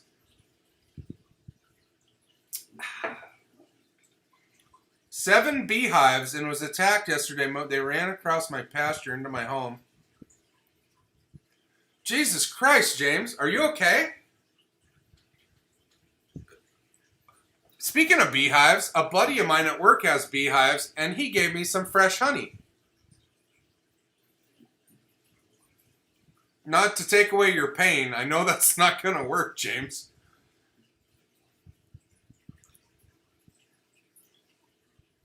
Bull Shoals Lake is where state large marlin was caught a half-century ago. The record still stands. The lake was less than 10 years. Wow. I didn't start fishing until I was 18. It's consumed me since. I'll tell you what, Frank. It's a good addiction to have. It's dodgeball. No thanks for golf. Come on, Todd. Yes, I am flying. I'm flying out, Mom. Yes. I'm in Branson. I'll be in Branson, Jerry. Thank you very much, Glenn. Jerry's in KC. Jerry, we looked at houses in Blue Springs, Missouri. My wife has family there, and that was the first place we looked for homes. And we just weren't happy with what we saw. Hold on, Rocky. I got to answer all the fishing, hunting, and beer drinking. Of course. You better do the giveaway before you pass out. Oh, I'm not. I've only had 2.5 805s and a couple shots of the fireballs.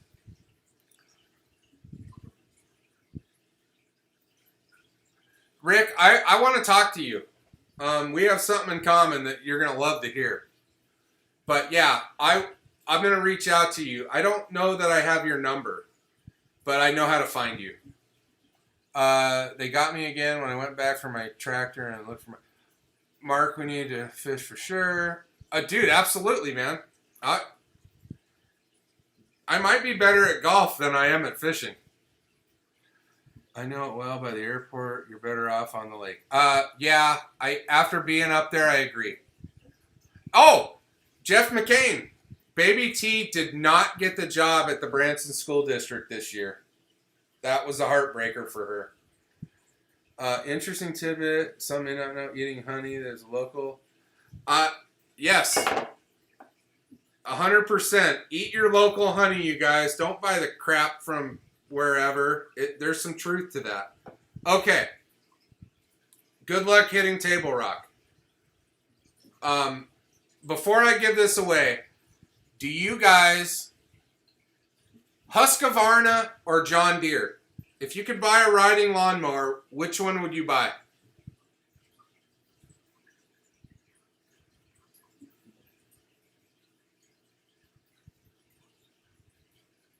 We're having a tracker get-together, Jerry. That is a fact.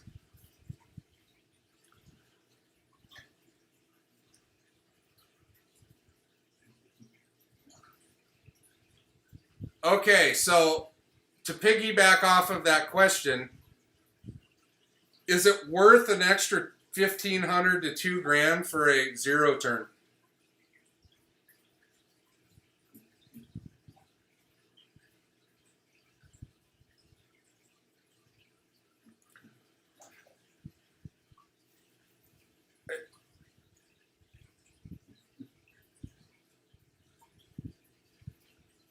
Is there a hotel close to me? Dude, there are more hotels in Branson than you can shake a stick at.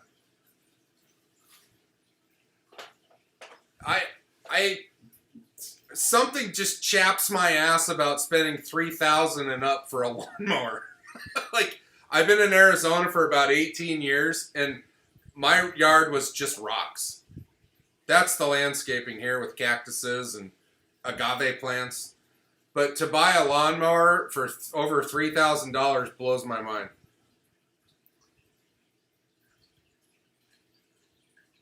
I will have exactly a half an acre of grass to mow. The property's more than a half acre, but that's how much grass there is. Oh, you're good, Jerry. You know who's paying for this, by the way? Well, I'll hold off on that. But I'm not going to finance it. Yeah, Jeff, that's a hell of a lot more acreage than I'm dealing with. Half an acre, Jerry, of grass. Like, there's total area of grass is a half acre.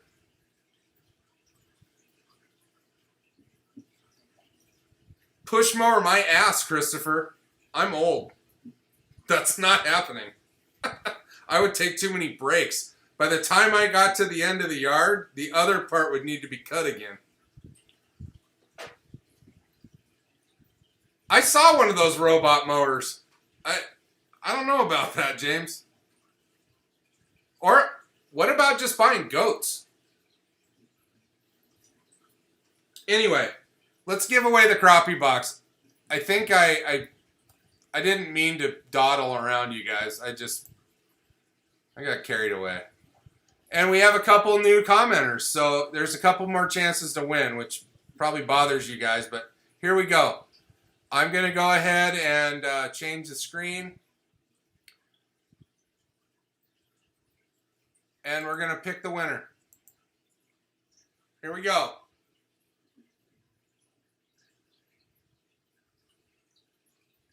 Bob Brink. Bob Brink. Is Bob still online? I know he was on earlier. Yes, he is. Bob Brink, you are the winner. Talk to your people. That's a pretty cool package. And you know what, guys? This is where I'm going.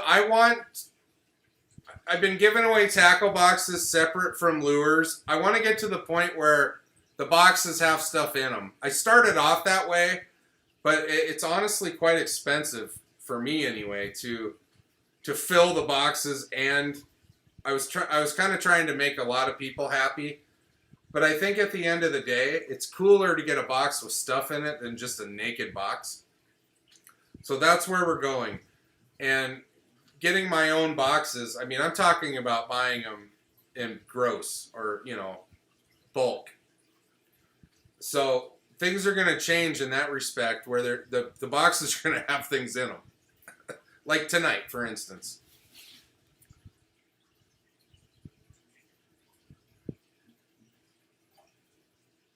I have your address correct, Bob?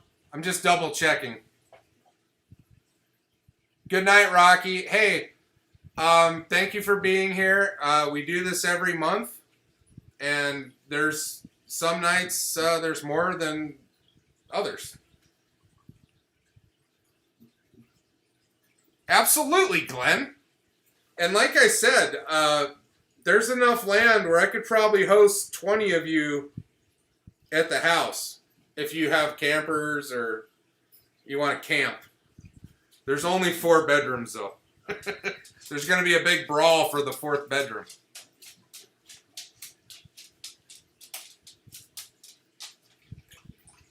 Hey, Mitch, thank you very much for being here. I appreciate it.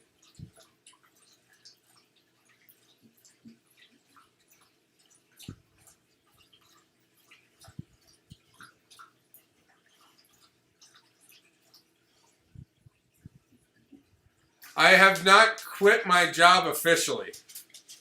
But yeah, that's happening. that's a reality. I can't really do what I do in Branson. For those of you that don't know, I work on a project that turns F-16 fighter planes into drones.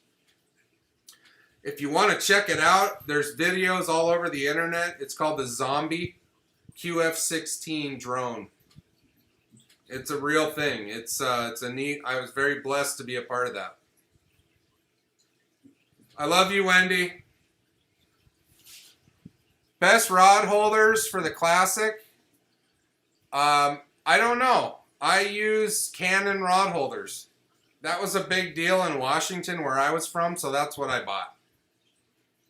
I don't think you can go wrong with any of them, though. Scotty, Canon. I've seen people do their own thing off the back of the boat where they can have several rods trolling. But for me, I seldom use my rod holders.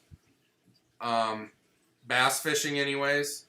But, getting into trout and trolling and catfishing, I'll probably use them a lot more. Good night, Kenny. Good luck tomorrow. Thank you very much for being here.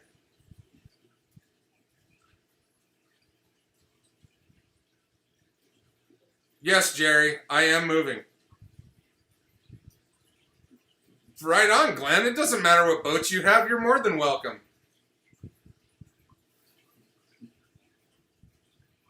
You can, you know what? Everybody on my channel is welcome to hang out with me. I don't care what boat you have. It's not about the boat, you guys. It's more about the culture for me. Yeah, Kristopher, I work for the Department of Defense, and that I'm very fortunate to get to do what I do. I worked at Boeing in Everett, Washington, James. What did you do at Boeing?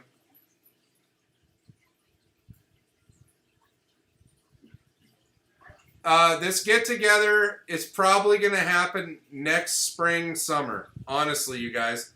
Unless, if I can get out there before the fall, like I said, sometime Labor Day-ish, let's party. I'll put it out there. It'll just be me for a while. The wife and kids most likely will be joining me next May if I get out there in this, end of summer. So we got tons of room and tons of time. Efren, good night, brother. I'll talk to you later. No, I'm sort of electrical. Yes. Oh, thank you for your service, Kristopher.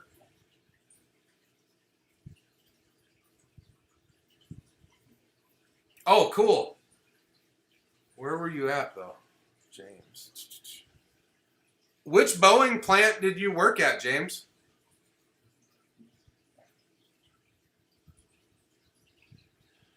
Yeah, if I'm going to get 170 hours on my boat, Jeff, I can't work. Are you kidding?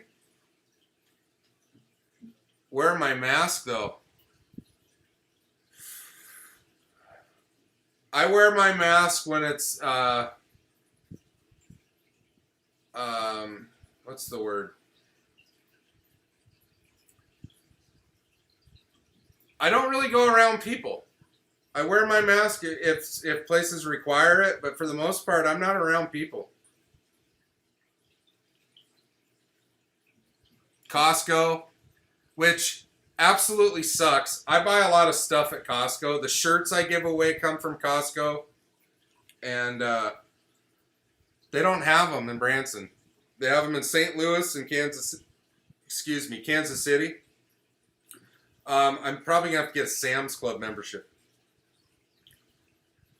Masks are mandatory at any public place in Arizona right now. Oh, right on. What? Real quick, James. What are they building in Corinth, Texas now?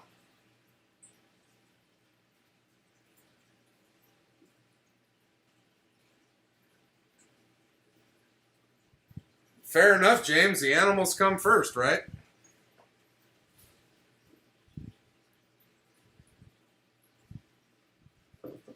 I have a feeling things are going to get better on November 4th. It's just a hunch.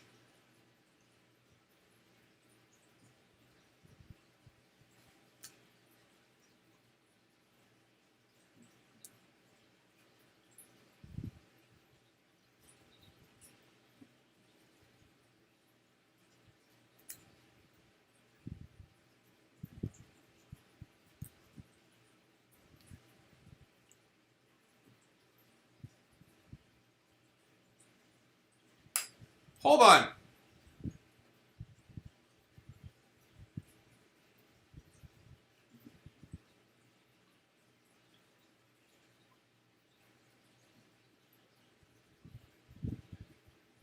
Hey, you guys, before everybody leaves for the night, who won the drop shot tackle box? Because the guy I have written down he wasn't online. Does anybody know who won?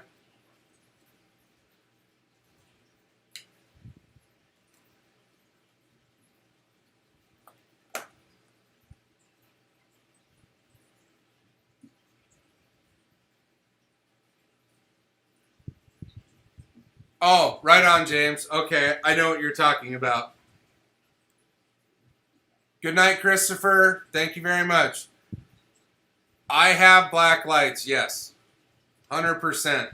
For those of you that don't know why people use black lights on their boats, it makes monofilament line glow, and you can see it when it goes into the bushes or the tules. It glows like the size of a pen. So you imagine like monofilament lines the size of the end of the pen, and it glows about that big. You can see it.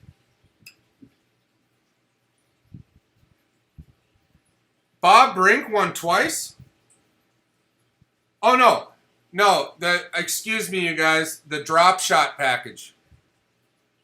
Real Backlash, thank you very much. No fish, Harold?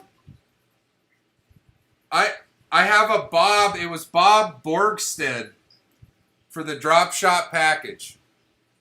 Is anybody online that actually won the drop shot package? Okay. Thank you.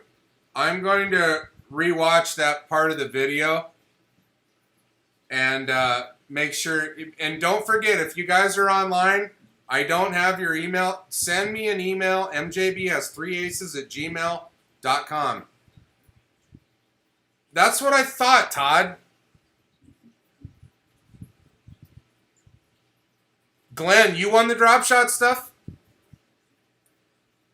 That's right. That's right, you guys. Glenn Edwards. Okay. We're square, you guys. Thank you. Thank you. Baby T not being here is really screwing up the program. No, I'm going to do more. Mark, am I on the lake? Nobody's really on the lake where I live. The Army Corps owns the easement, but let's just say I'm about 1,000 feet from it. Thank you, Jay. Thank you, Todd. I remember now.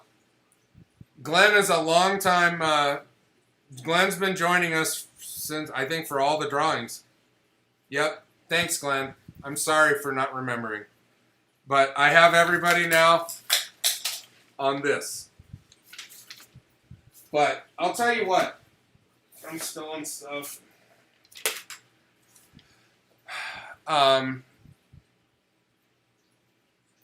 Yeah, Bob Brink won the crappie package. But somebody, for those of you that didn't join in last Saturday, that was kind of I didn't mean to turn into an hour-long thing about what I was giving away, and that's why I made a 3-minute video about what I was giving away. But I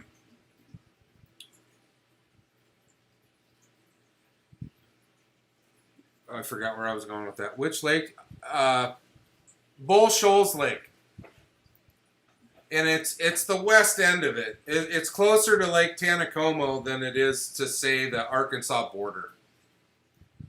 I'm in an area called Kirbyville. And you guys are going to see this house on Wednesday. And the proximity to the lake. I might walk there to give you an idea of how close. I really don't know, because I didn't go to the boat ramp when I bought it. I just know where it's at. From my porch, you see the lake. There's 2 dudes across the street, and right between their house, there's a pretty big gap. So I see the lake. And I just go out to I live on the street, the corner. I have all the land on the corner. And I go out to that street, go straight to the boat ramp, and it's about 1,000 feet. Kristopher, for sure, dude. I will, let me get that set up and get there. Because, like I said earlier, I don't want, people to send me stuff out of the kindness of their heart and have it sit in a mailbox for a month. That would suck for everybody. So, I'll get there with you guys, for sure. I appreciate all of that, by the way. 100%. Don't think I don't.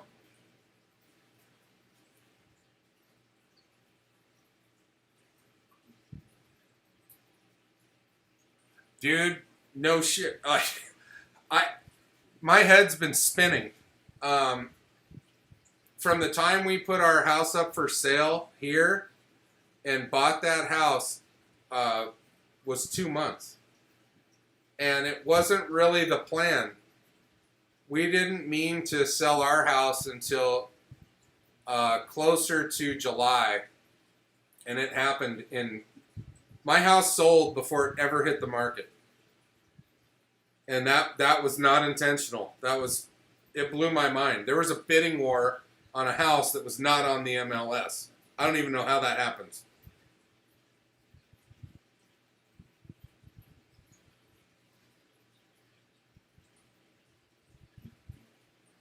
Thank you very much, TJ.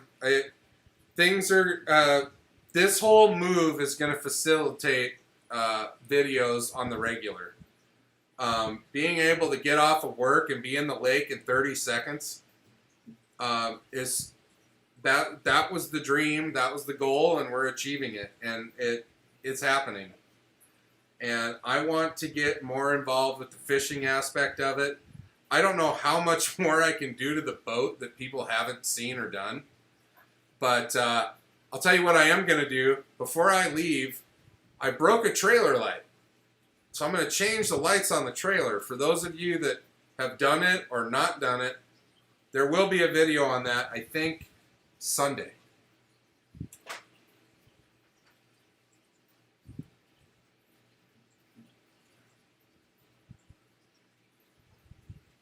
You know, and then the other part of like being where I'm at is it's so central to a lot of places that are epic fishing lakes and rivers and whatever.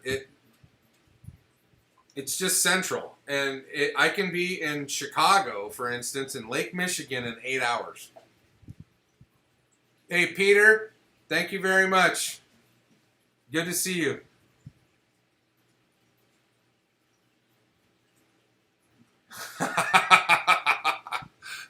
I don't believe you, Jeff. I'll tell you what I will do, Jeff. You can drive the Audi. I'll let you do launch control in it when I get there.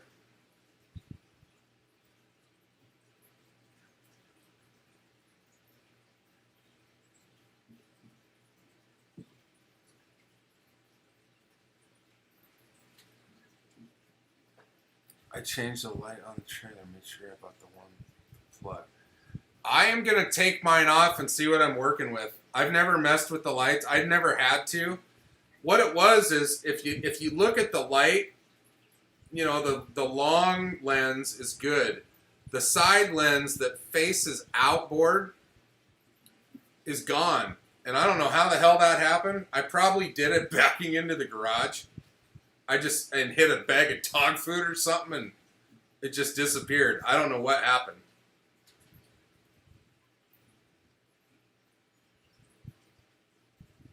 No, hell no. In fact, I think that the spot lock and all that stuff is best for the amateur fisherman that isn't used to being on a trolling motor 24/7 when you're out on the water, just moving that thing all over the place to stay in a spot. It's a game changer, and I highly recommend finding a package that has the remote as well as the pedal. Mine had both, and it's kind of nice to have if you're at the helm or you're helping out someone in the back. You can operate that. I don't wear it around my neck because it's pretty big. I mean, it's the size of a cell phone. And it just looks ridiculous around your neck, in my opinion.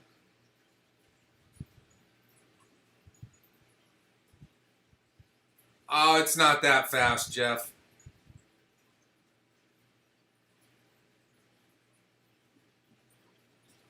Yeah. And you know, I think I'm probably going to experience that at some point. I've been fortunate that all the ramps around here that I go to are good ramps, and I know I didn't damage it at a ramp. I had to squeeze my trailer into my garage. That was a 2-car garage, but there's so much crap in it that, I mean, I was threading the needle, and I think I took out the bag of dog food.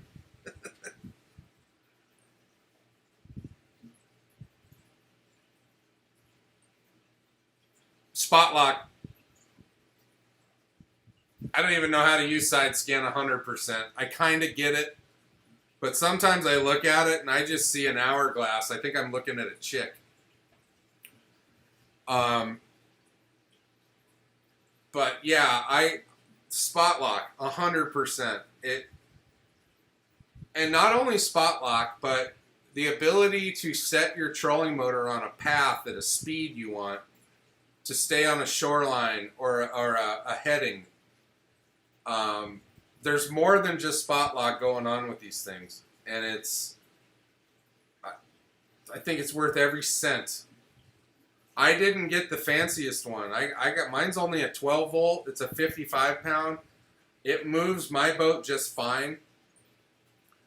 Yeah, an 80 pound would probably move it a lot better, but I don't think you have to. I think you can save hundreds of dollars and not go the 24 volt route. Because once you go there, you also need a new battery. You need new cables to attach that battery. There's a lot going on there, and you can run it with the stock wiring with zero issues.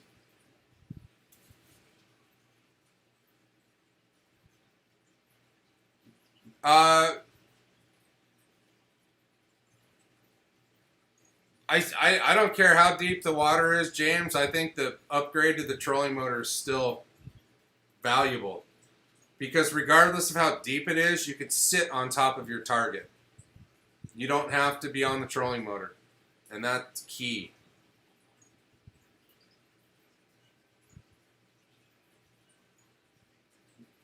Right on, Jay. Yeah, Kristopher went 24 volt, and you know that's. I don't think you can go wrong with that at all. It's just, you know, it depends on your budget, what you want to spend, because it's going to cost. It's going to cost more, and it's not just changing the motor. You got battery things to deal with, and you might want to upsize your wire at that point, going to a 24 volt system. I don't know if you did, Kristopher.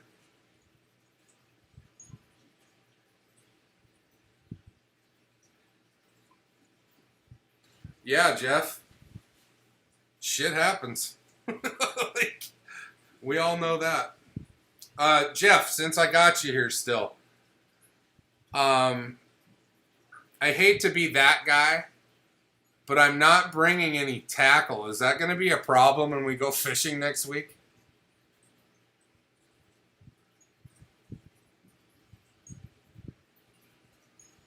Yeah, James, I don't think it's about the fish finder. I think it's about the guy driving the boat and knowing where to go and how to understand the water.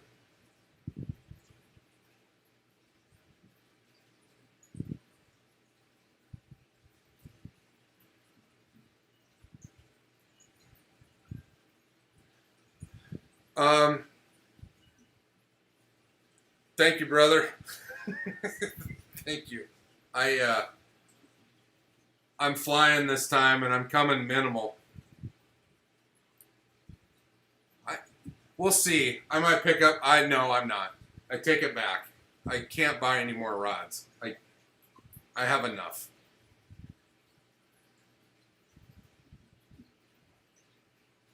Okay. Yeah. I mean, I get that. I get that. It's more efficient. Yeah, it's no different than going to 277 volt electricity over 120. It's the same size wire.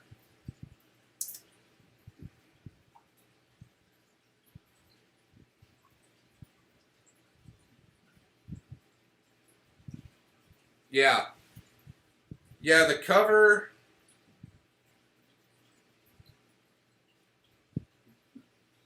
I don't know about the Ranger boats, but yeah, the tracker, you can't put the cover on with the Tarova. I wouldn't even try it. It will dig a hole in it and you'll waste a $600 cover.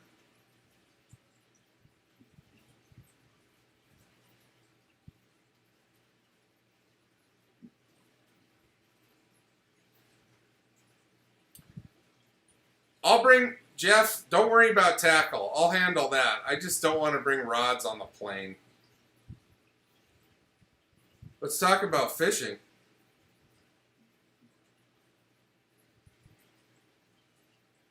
Yeah. And Jeff, I'm coming to you this time. So, whatever side of the lake you want to fish on, I'm there. I won't have the Audi though. It's some Nissan SUV. My confidence bait is the KVD 8 to 10 or 10 to 12 foot crankbait. It's chartreuse black with a red eye. That's what I caught my PB on. I catch most of my fish on that. I have recently become pretty good at drop shotting. I'm pretty confident in that. But for the most part, moving baits, constantly moving, has been best for me. I'm not really good at finesse fishing. I need to learn how to use a Ned rig properly because I think that's going to be a big deal where I live.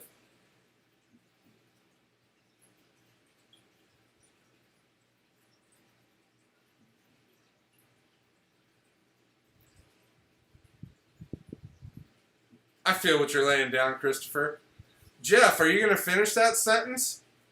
You got to start scouring Walmart, but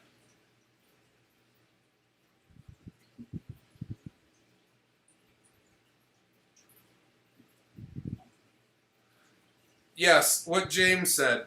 And something else that I the car I tow the boat with has the screen. I can't look at that. I have to do it the old-fashioned way. I put my hand on the top of the steering wheel and I watch the boat. And the key, I think, the real key is once you get to where you want to be at the ramp, to be straight. If you start straight, you're going to have less problems. If you're kind of off, there's a funky angle, you're going to fight it going down the ramp. And we've all seen those epic boat fail ramp videos. Bob, absolutely, man. It'll be out I think it'll be out on Monday or Tuesday in the mail before I leave Wednesday. I hope you guys like all of the stuff. And I appreciate you a lot for being here.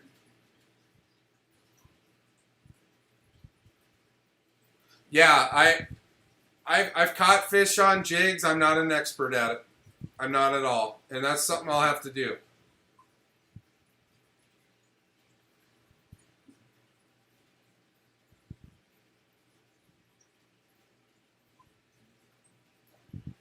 Yeah, I've caught fish on a Ned rig, but I'm not confident in it at all. Like, I think I've gotten lucky.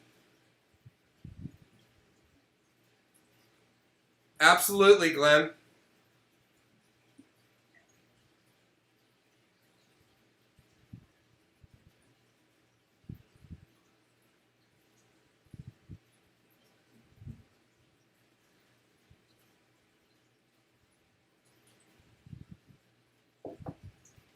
Take James.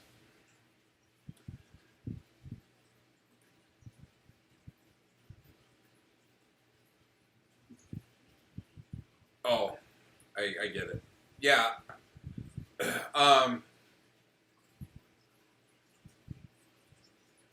You know what? If for you guys that are uncomfortable backing your boats in the water, if you're ever at the ramp one day and nobody's there, practice. Don't be embarrassed. I just wouldn't do it when there's 10 dudes launching $100,000 boats because that's going to freak you out.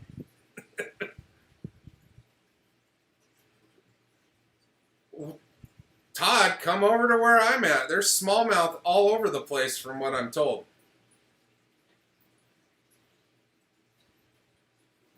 The super hog. What do I picked up some stuff for myself. Yeah, it's not a hog, but I like the trench hog, the Guggenbait trench hog, that kind of a style bait, or a brush hog. I've had a lot of success on brush hogs.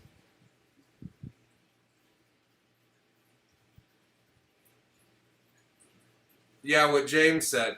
I think the more you can see it too, the more you can visually see it, like in your mirrors, the easier it is. Yeah, I know what you're talking about, Kristopher.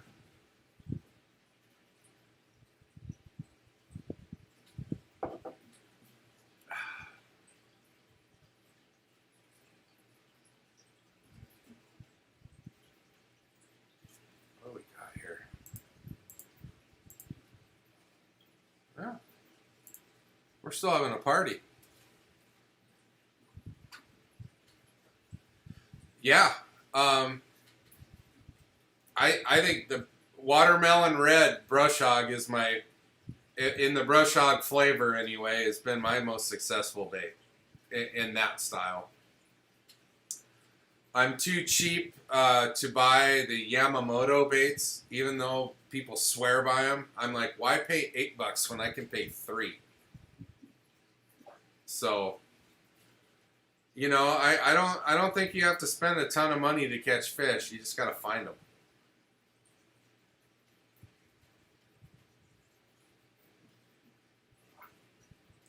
What James said. That's me, James, to a T. I know a lot of people can't probably crane their neck around and watch, but it works for me.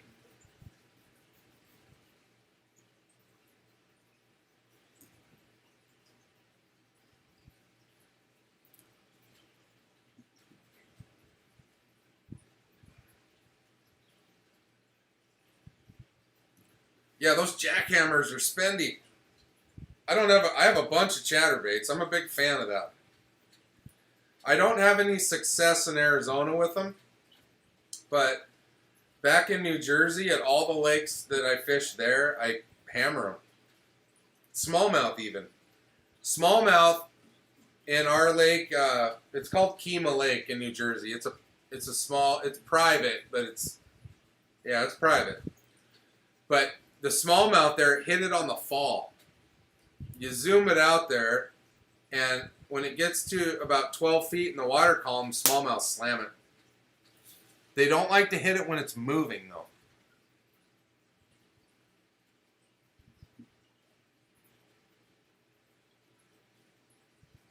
It's in the lake's called Kima Lake, and it's just 10 minutes from a place called Newton, New Jersey. Northwest New Jersey, I guess you could say.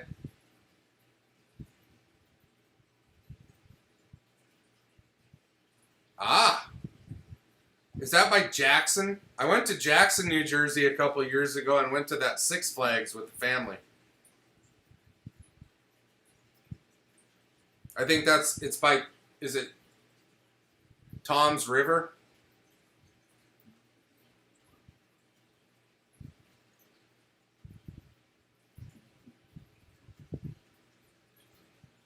£33 and 5 fish.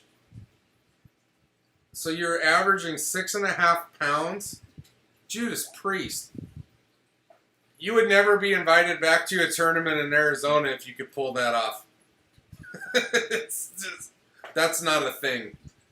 The last tournament weigh-in I saw that was a high dollar event, the winner was 19.5 pounds for 5.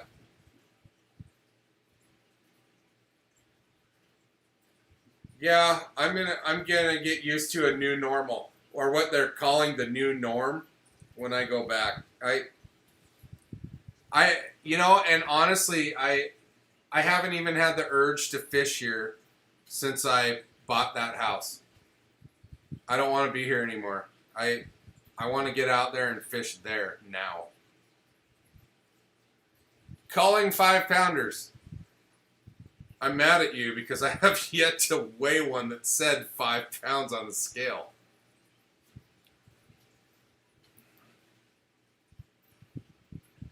Oh, okay. Yeah, I know where that's at, Todd. I haven't been there, but I know the area.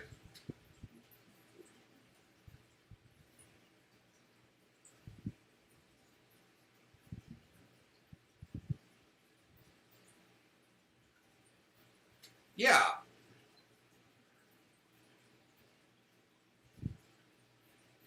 Yeah, a 20-pound bag, you're killing it. Like, there's dudes on tour that would kill to get a 33-pound bag. That's amazing. That is absolutely amazing.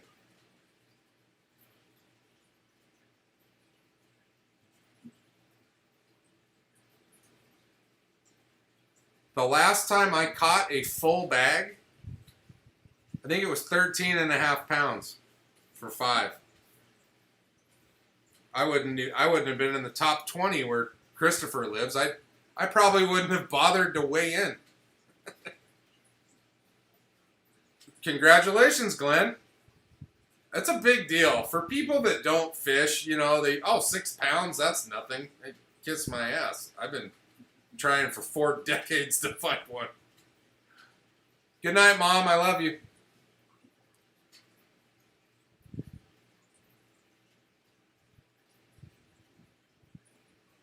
You did, James. I saw those pictures. Yeah, I can't even identify with that. I'm going to, though. It's not a matter of if, but when. Hey, Good luck tomorrow, Todd. Thank you very much for being here. I'll talk to you later.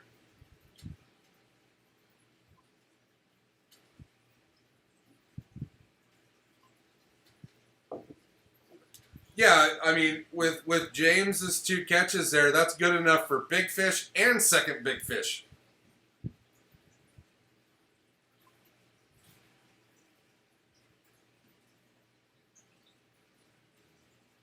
Sometimes luck is all you need, Glenn. You know, people, fingers crossed we find some bigs this week and anything gotta be better. Dude, hanging out with you all day is better than fucking what most, I'm sorry, I said the F word. Hanging out with you is a big deal, dude. I had a great time. Harold, have a great night. Good to see you. Yeah, let's do the other side of the lake. I don't even know what it looks like. I'll come to you. We'll get together. I'll call you on I'll probably call you on Monday or Tuesday and we'll straighten that out.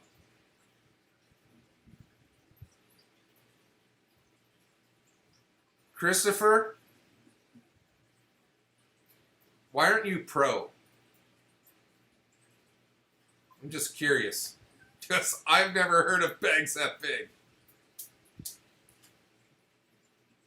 Not one bag, but 2 bags over 30 pounds. From a non-professional.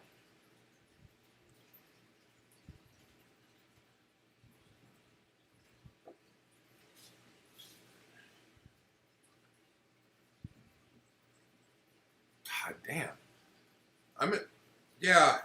You guys are egging me on to get out of Arizona sooner than later. I get it, man. I totally get it. I will, Jeff. 100%. Yeah, I'm trying to figure out. Well, you tell me what you're. I'll call you and we'll work around your day.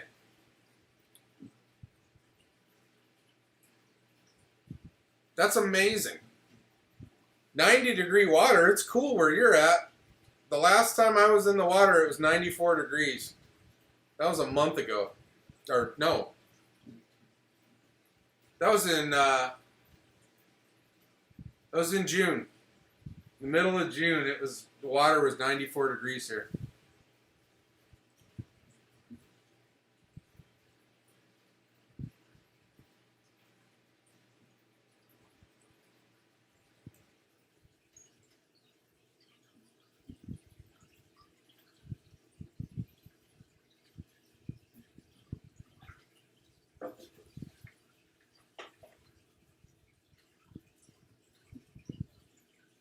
I'd like to catch 31-pound bass in 90-degree weather. That'd be fun, too.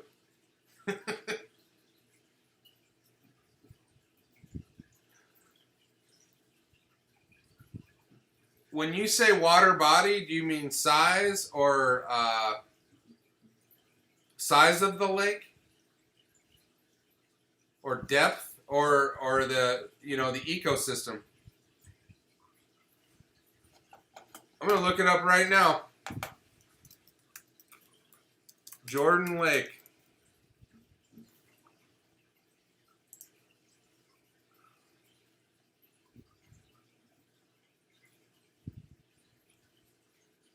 Are there alligators in Jordan Lake?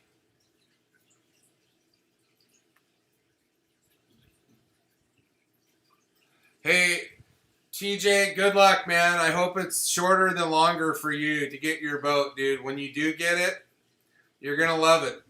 And, thank you for the support. Thanks for being here. 1 or 2? That's like what I tell my wife when I have beers. How many did you have? Oh, I had 2. I'm looking at pictures of Jordan Lake.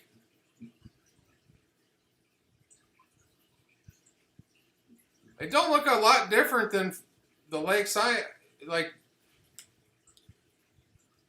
Kind of looks like Table Rock or Bull Shoals in the pictures. But Let's look up the fish. Oh, yeah. Yeah, it's a hog factory. You got stripers, you got crappie, giant, fat, largemouth bass. Wow.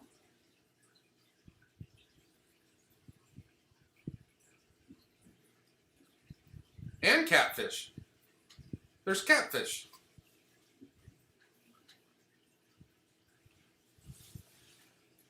Lake Jordan Bass Tournaments 2020. Okay.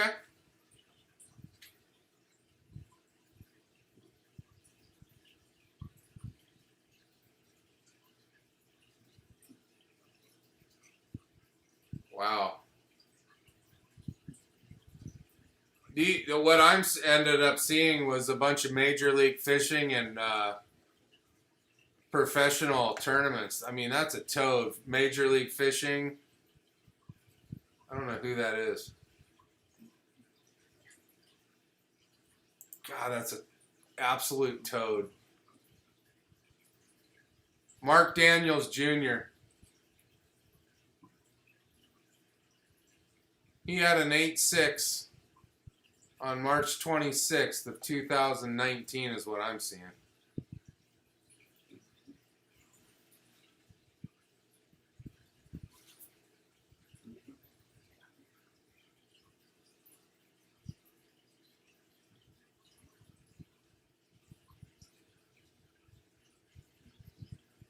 I'm itching hard, Patrick. That's not a joke. I'm in Texas. Yeah, like Lake Fork, right? It's like a known lake for 10 pounders, and Falcon Lake down on the border, which is it's kind of far from East Texas, but I heard Falcon Lake you can catch giants.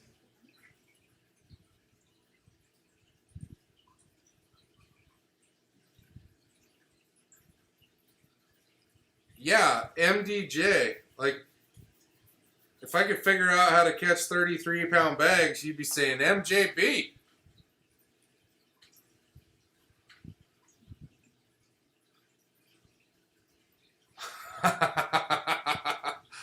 I don't want catfish in my boat if I don't have to. They're slimy.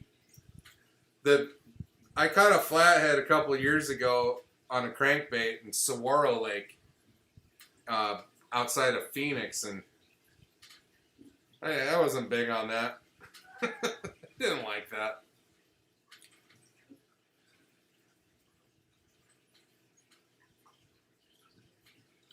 What are we looking at here? Wow.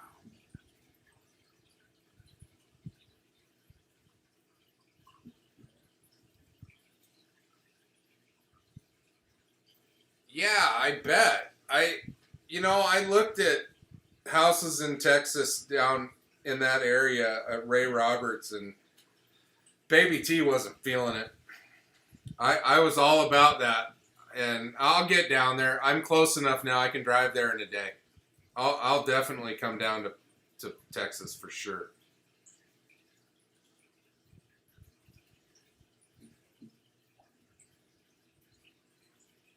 Kristopher, you're making me second guess my home purchase.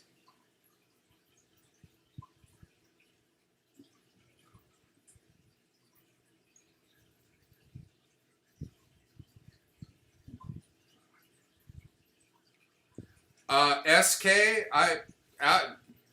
you're welcome, and thank you for stopping by. I don't get a dime to champion these boats. I just believe in it, and after all the great people I've met in the last 2.5 years that have them, we've developed quite a community of people that, it's sort of like, and I've alluded to this before, it's like a Jeep culture or Volkswagen bus culture where, we all have these inexpensive boats that we love. And it's brought a bunch of people together that never would have met each other. It's crazy. And If I can just be a little part of that, I'm grateful. 100%. Yeah, that's okay though. No docks. You know, you don't get to dock fish a bunch, but you also don't have a bunch of people throwing trash in the lake.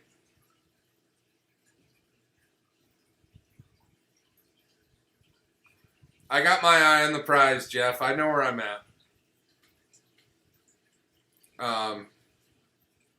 Yeah. You know, we got Lake of the Ozarks at the long end of that 2-hour drive. It's right there too. I'm fine where I'm at. I'm going to stop short of saying it's going to be the last house I buy. But I don't imagine ever selling the house. It's in a great location. I do have Instagram. It's MJB Fishing. Weird.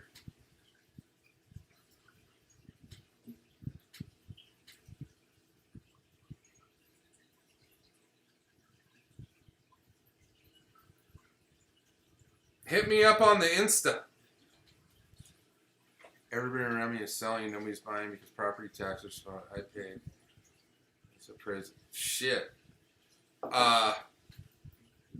That's okay. So that's one reason I bought in Missouri is property taxes are very lax, especially to be as close to the water as I am. And where I'm from in Washington, you couldn't sniff the house I bought for under $1 million.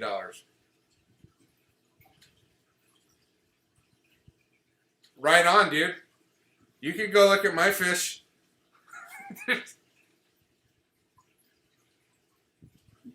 But it's all gonna change, guys. I'm telling you. I don't know about 35-pound bags and all that jazz, but there's gonna be 20-pound bags on the regular.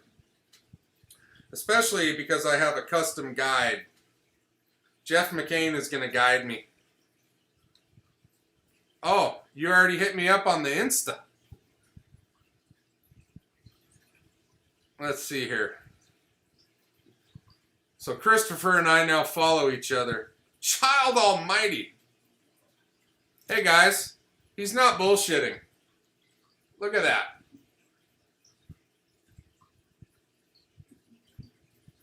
That's bigger than my first child.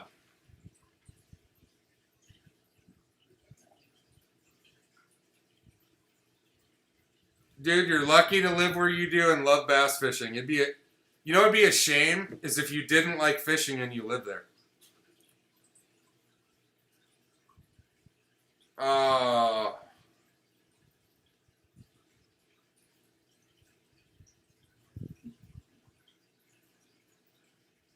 That's not entirely true, Jeff.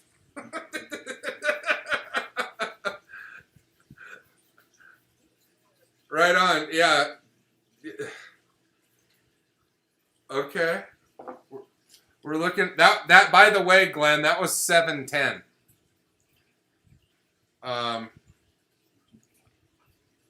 Here's another one of Kristopher's. This was probably the small one in his 33-pound bag. I'm looking for the carp.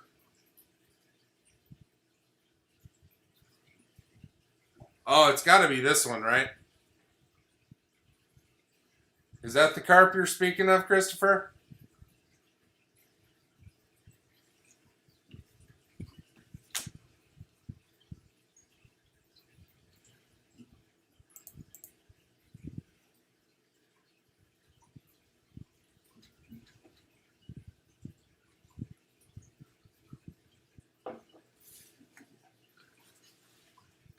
I think it's funny when people post the smallest bass they've ever caught. I love those pictures. Yeah, dude. You know what? The last DT16 I bought, I forget the Rapala color for it, but it looked like a friggin' rainbow. It had a green back. It was blue. And I had a fish on, and it came apart. The whole lure came apart, and I don't know what that was all about. But all I had left over was the front of the fish, the front of the DT. I had the lip, the eye for the hook, and about a ½ inch back of its face, and the rest of it was gone. And that was here. Then there's nothing here that's going to do that, like bite through the lure. I think it just came apart, like it was a bad batch, or I don't know. Parrot. Yes. Good call.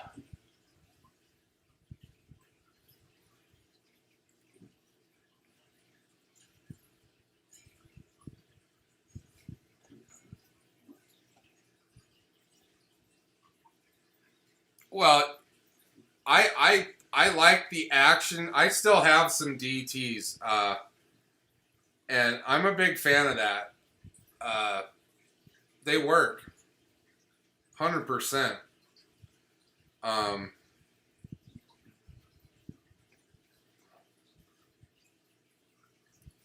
Balsa.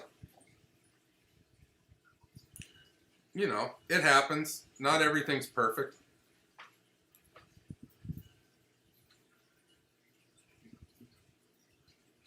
What time is it? Yeah, okay. I have some 6XDs, but those will make you old in a hurry. Has anybody thrown 20-foot deep diving cranks all day? I don't have that kind of stamina anymore. That's a trolling device at that point. Yeah, I agree with that, James, 100%.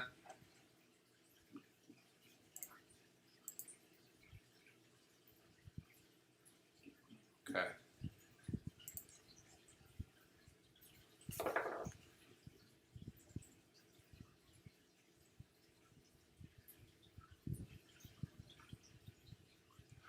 What?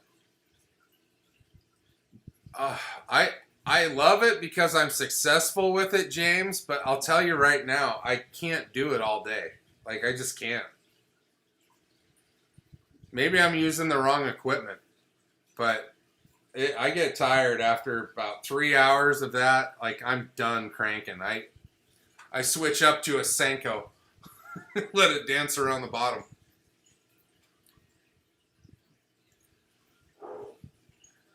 All right, we're going to have a little bit more Fireball. It's probably the last one of the night. Like I said, for you diehards that are still here, I got to lay block tomorrow, and it's going to be 105 tomorrow.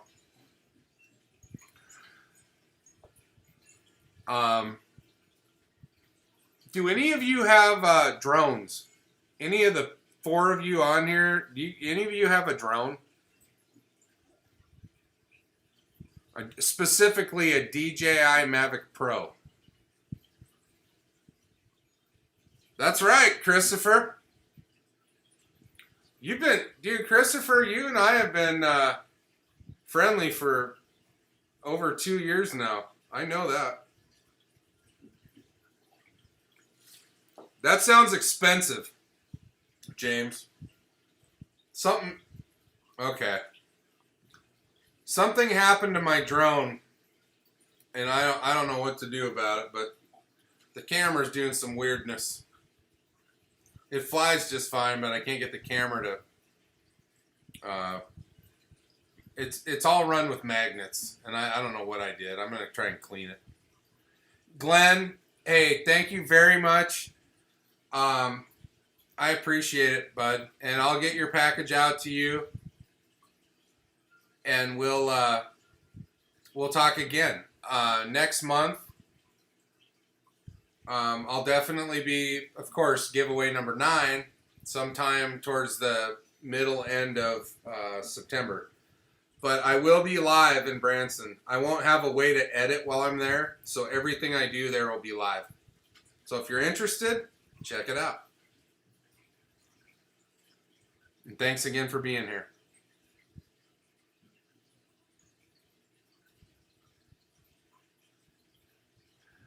Yeah, Jeff, I got a swinging deal on mine. It was one of them buddy deals.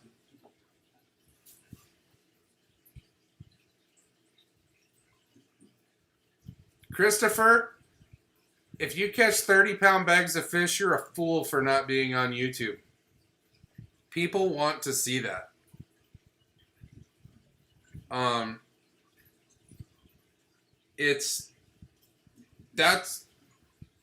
That's the only thing I'm missing, I think. Like, if I could do what I do and then go catch 30 pounds of fish, you know, who knows? Sky's the limit. But, dude, give it hell, man. Turn on your camera and let it go. Yes, I saw the fish. They're freaking giants. I'm looking at them right now. It's demoralizing for us normal folk. Yeah, I'm right here.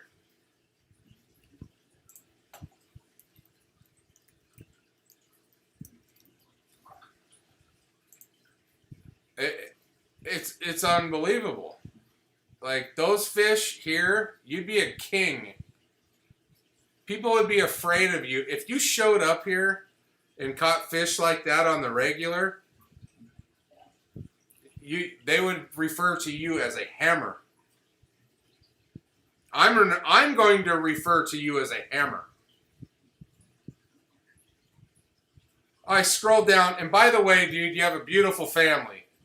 That picture, yeah. Oh, your daughter catches bass, and she's not afraid to hold them. Yeah, Jeff, we're just amateurs. I think Kristopher should come out our way and show us what's up.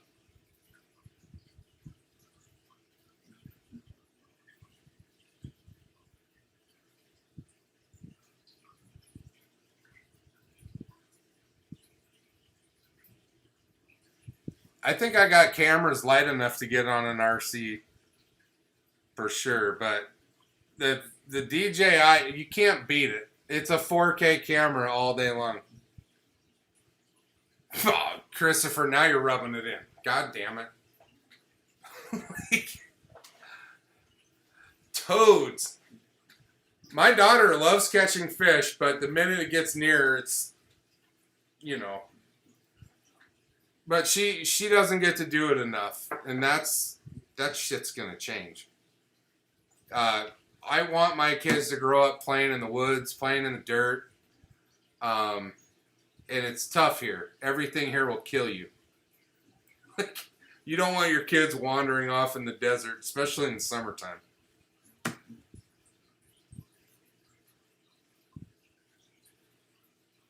Yeah, dude, no shit. I believe bluegill were meant to be put on a hook after you catch them and recasted. After watching my son catch that flathead doing it, that is a staple now. Especially when you're fishing with kids. Because, in my opinion, kids don't care what they catch or how big they are, as long as they're catching. And it's to keep them engaged, you want them to catch fish. And I think that's why when I was young, these lakes around my house, the fish weren't necessarily big. Like a 1-pound bass at some of these lakes would have been as big as they get. But you catch 40 of them. Like, it was easy. They would eat whatever you threw in there. Chicken McNuggets. But to get kids engaged in fishing, you just have to catch. They get a feel for the catching. You know, there's a reason why they call it fishing and not catching.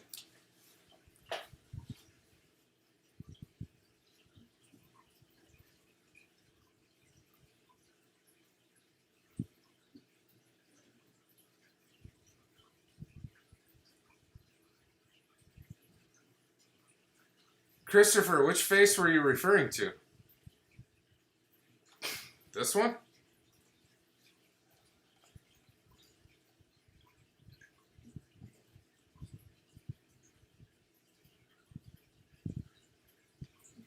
Patrick! What's up, dude? Chiming in?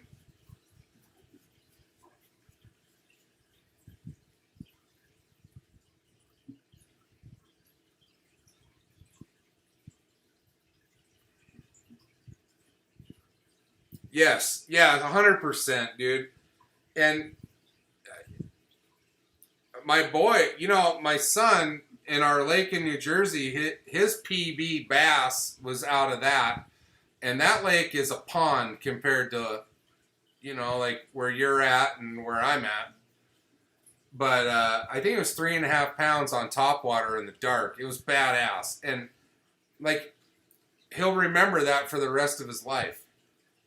Same with the catfish in Table Rock, and the sky's the limit there. And 100%, dude. The whole reason for taking kids fishing is that reaction. To see that look on their face, and like my daughter loves to go down to the dock in New Jersey and just catch bluegill. She's cool with that, or sunfish. She calls them sunnies. We know. But she doesn't care. She doesn't care if it's this big or that big. As long as she's reeling them in. And I can't... So my mom, hey guys, you'll love this. Since I bought this house, my mom has asked me about 9 things. She just sent me a text saying, there's poisonous snakes in Missouri. Did she forget where I live? Like, Jesus Christ.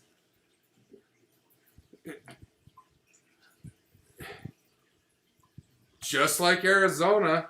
Like, God almighty. She's been doing her homework ever since I bought a house there. Now, let's rewind. She lives in Seattle. So, anybody want to talk about snakes? We can talk about Antifa, BLM, real shitty politicians inciting riots. So where are the snakes?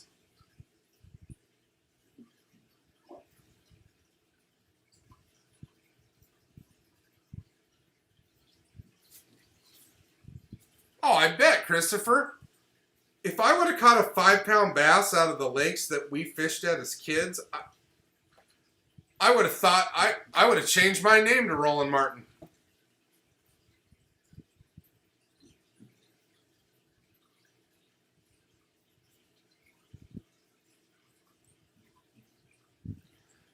I gotta let my mom know there's poisonous snakes in 48 states.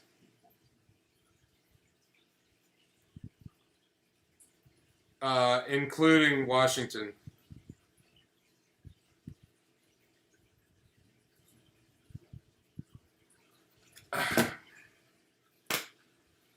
Copperheads and yeah, but you know what? Take care of your shit, and I think that they'll be fine. Like, I live in a land where there's 3 variety of rattlesnakes. Scorpions, black widows are everywhere in the southern part of the U.S., but we have the Mojave here, which has both venoms, hemo and neuro, and they will destroy you.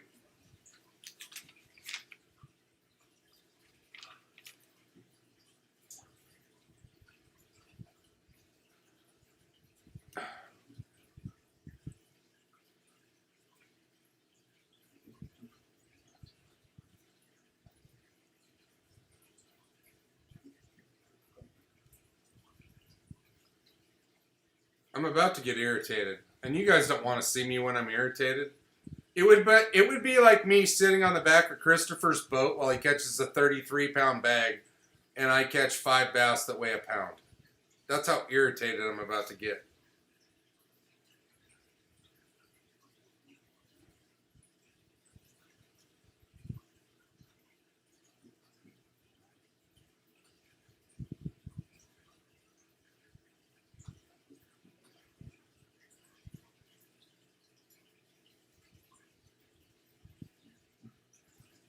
I'm fucking pissed.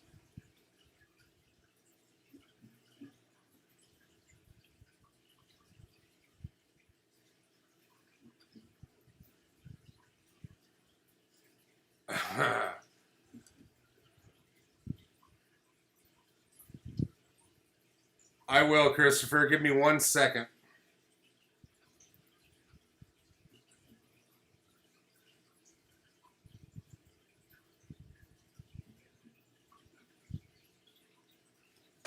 Okay. We're going to find the smallmouth.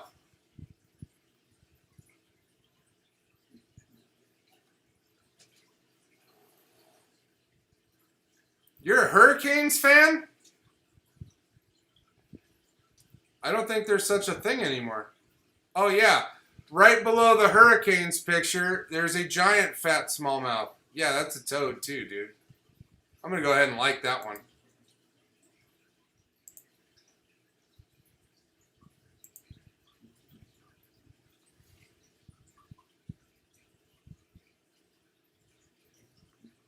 Yeah, there's less copperheads than there are rattlesnakes where I live. I can tell you that right now. In my neighborhood, they catch rattlesnakes weekly. Like, big ones. The last one that got caught was 6 feet long. It curled up on the dude's doorstep.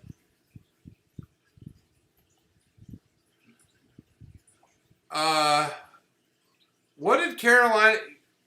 Kristopher, a little unknown fact. I played hockey for 20 years. I don't talk about it a whole lot. It was a very violent part of my life. But we can get into that some other day.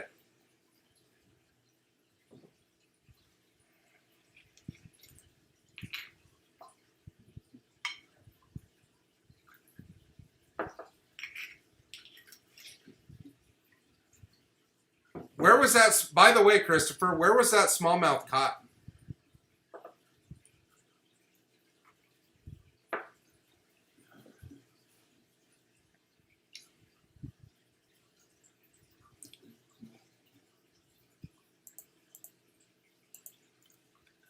It's just me and Jeff and Kristopher now. It's intimate. Hey, I didn't watch... Kristopher, hockey today is not the same game I played. I have a hard time watching it. I didn't watch any hockey today. Playoff hockey is better, but it's a different game. I have a hard time getting behind it.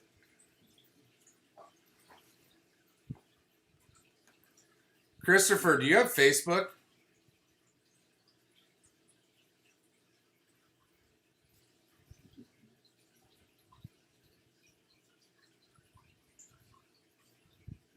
Why is your wife getting jealous, Jeff?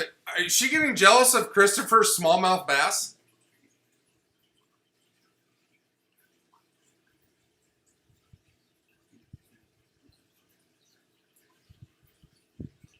There's nothing smashing about Nashville, I can assure you.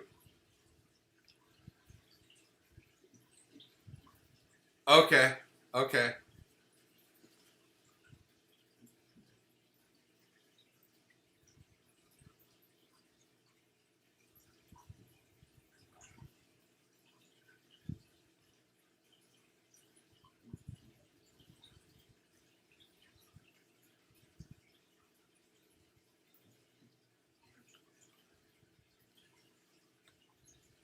Jake from State Farm.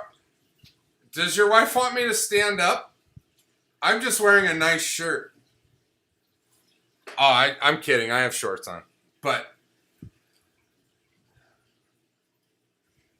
oh, yeah, Jeff. Now I get it. I'm sorry. I'm a little slow. Yeah, Jake's wearing a long sleeve shirt. It's kind of feels nice.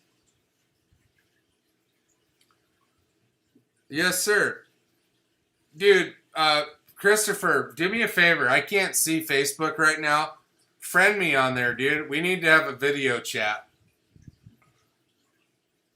It's my name. You don't... It's...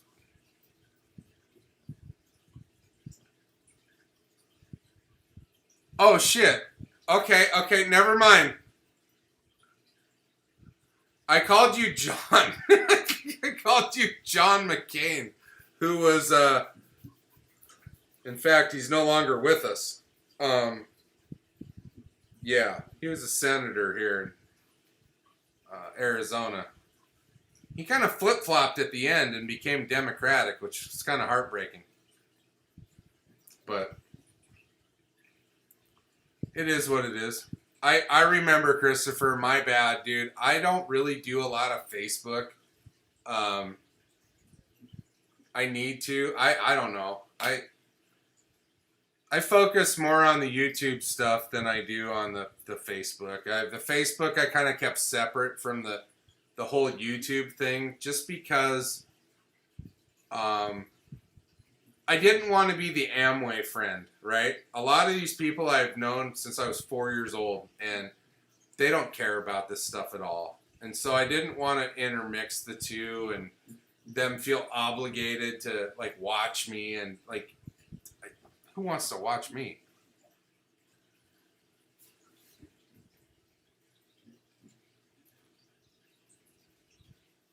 That's fine, Jeff. I'm taking you to a strip club when we're there.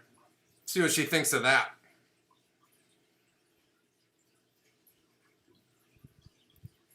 I know, Kristopher. Yeah, there's a delay, but yes. I'm kidding, by the way, Mrs. McCain, about taking Jeff to a strip club. They should all be closed right now. And I'm cheap, so Jeff would have to pay anyway.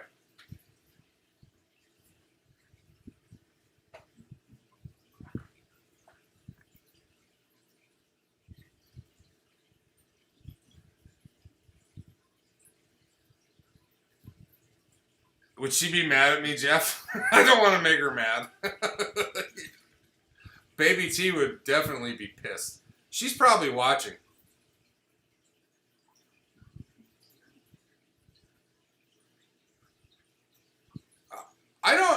You know what? I signed up for the fish brain thing when I was a couple years ago. I think that's what it's called. I know there's different variations of it. But I tried the fish brain app when I was at Lake Erie trying to figure out where the fish were in Sandusky. And I just never got involved with it.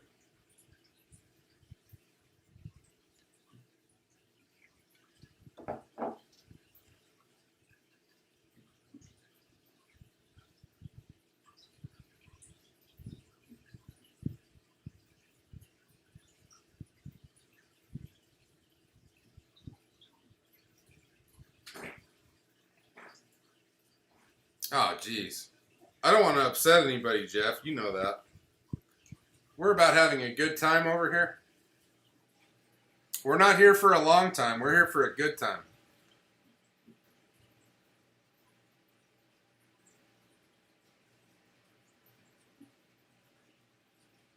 No, don't show Jeff strip clubs. No, we don't want to do that.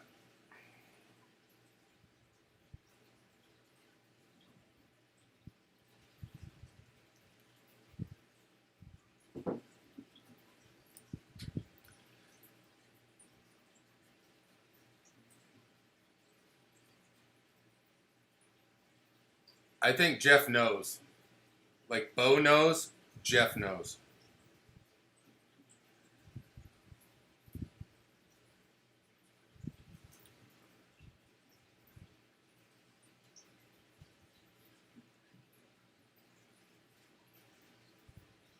Do you put all of your catches on fish brain or fish brain? Like, doesn't that kind of give up all your spots? Or do you just download the pictures and not the location?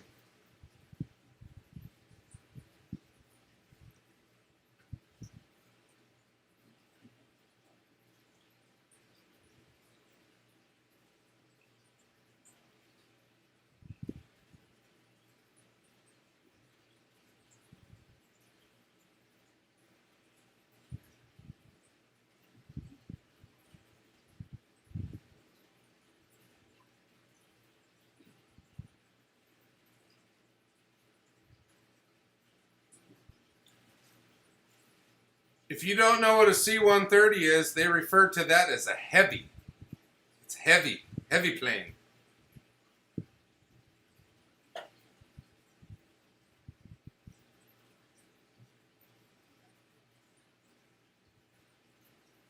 Jeff, do you remember any of the tail numbers of the planes you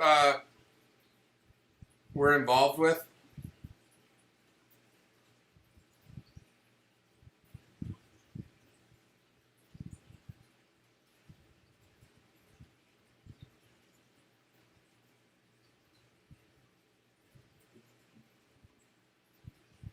No, no, no.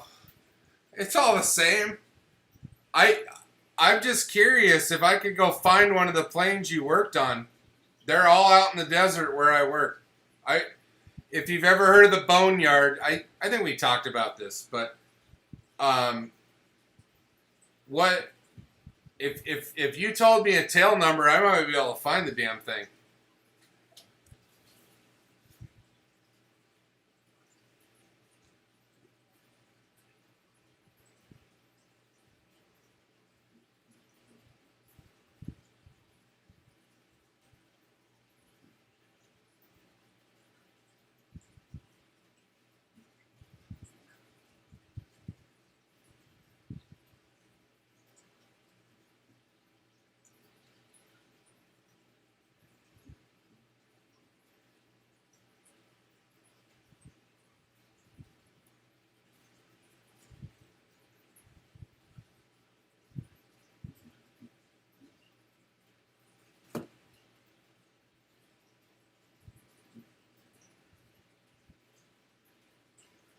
That's funny, Kristopher.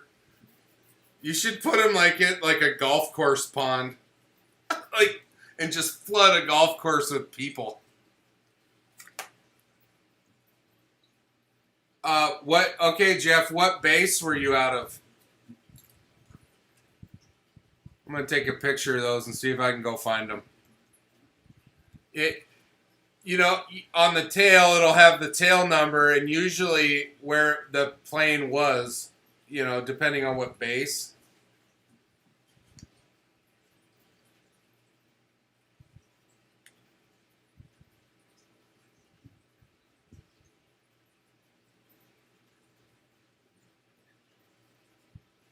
Okay.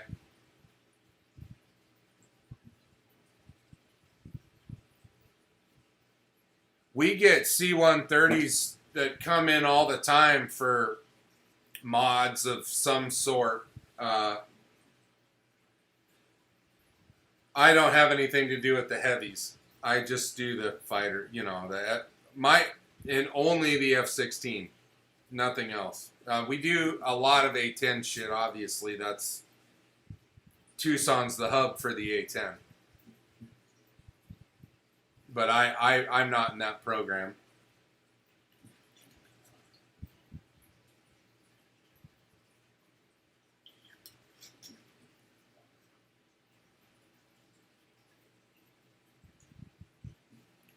Oh yeah, dude.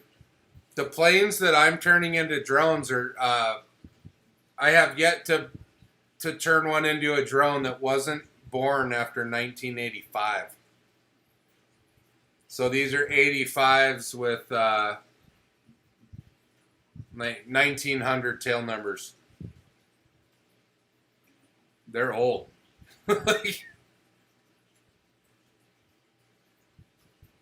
Oh, I see. How did my boat do in Lake Michigan? I was there on a very calm day. 2 days before I was there, they had 18-foot swells. That would have swallowed me up and killed me. You have to be very, very careful in the Great Lakes and treat that like an ocean. I could not run my boat wide open, which is hilarious because we know wide open means 32 miles an hour. It just couldn't be done. You would porpoise that boat right into a swell and you'd have serious problems. I launched my boat about, I forget the street, but it's like 36th Street boat ramp. And I didn't have to go that far. It might have been a mile up. And then I turned into the Navy Pier area and went through the locks right there. And in the river, or in the Chicago River, it's fine. It's flat as glass. But I I don't recommend doing that unless you're completely mentally prepared. That lake can change in a heartbeat. And there's big ass boats out there that create waves that our boats weren't meant to handle. I did a lot of this stuff kind of out of naivety. I thought it could be done, and I did it. I don't know that everybody should do it, though. These boats were not meant for that at all.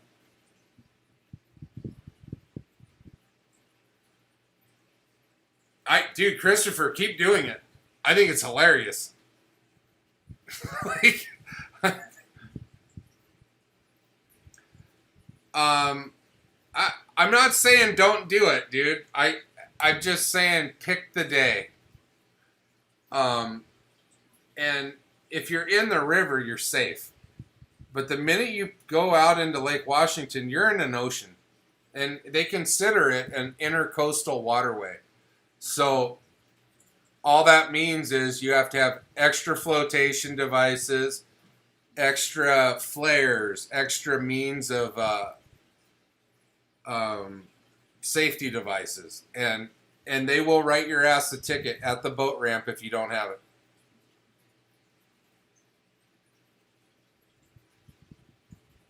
Yeah, these boats, these are these are glorified John boats. I think somebody said that a few giveaways ago that we have glorified John boats.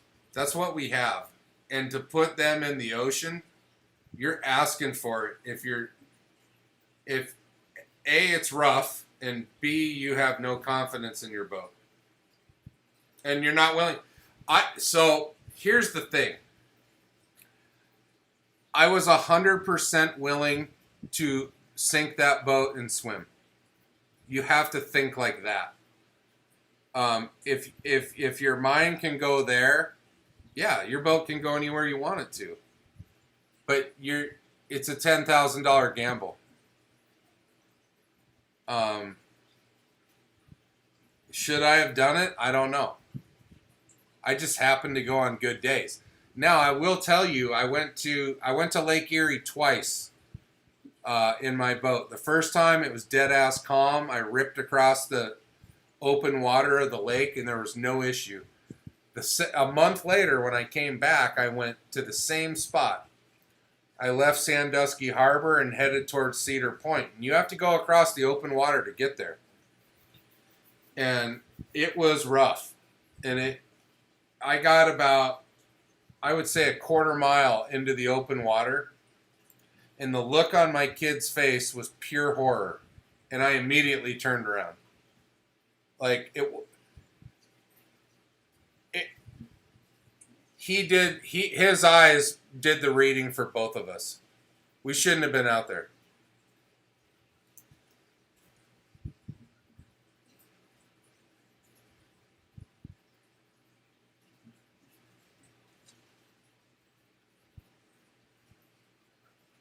There's a lot of cool water around your house, dude. Like, if you like crappie, Lake of Egypt south of Chicago is amazing.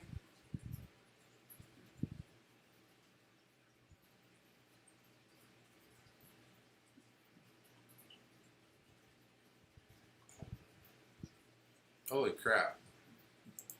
What time is it?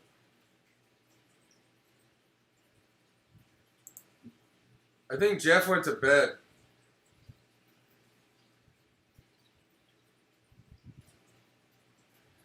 Well, listen, dudes. SK, Kristopher, thank you very much for being here.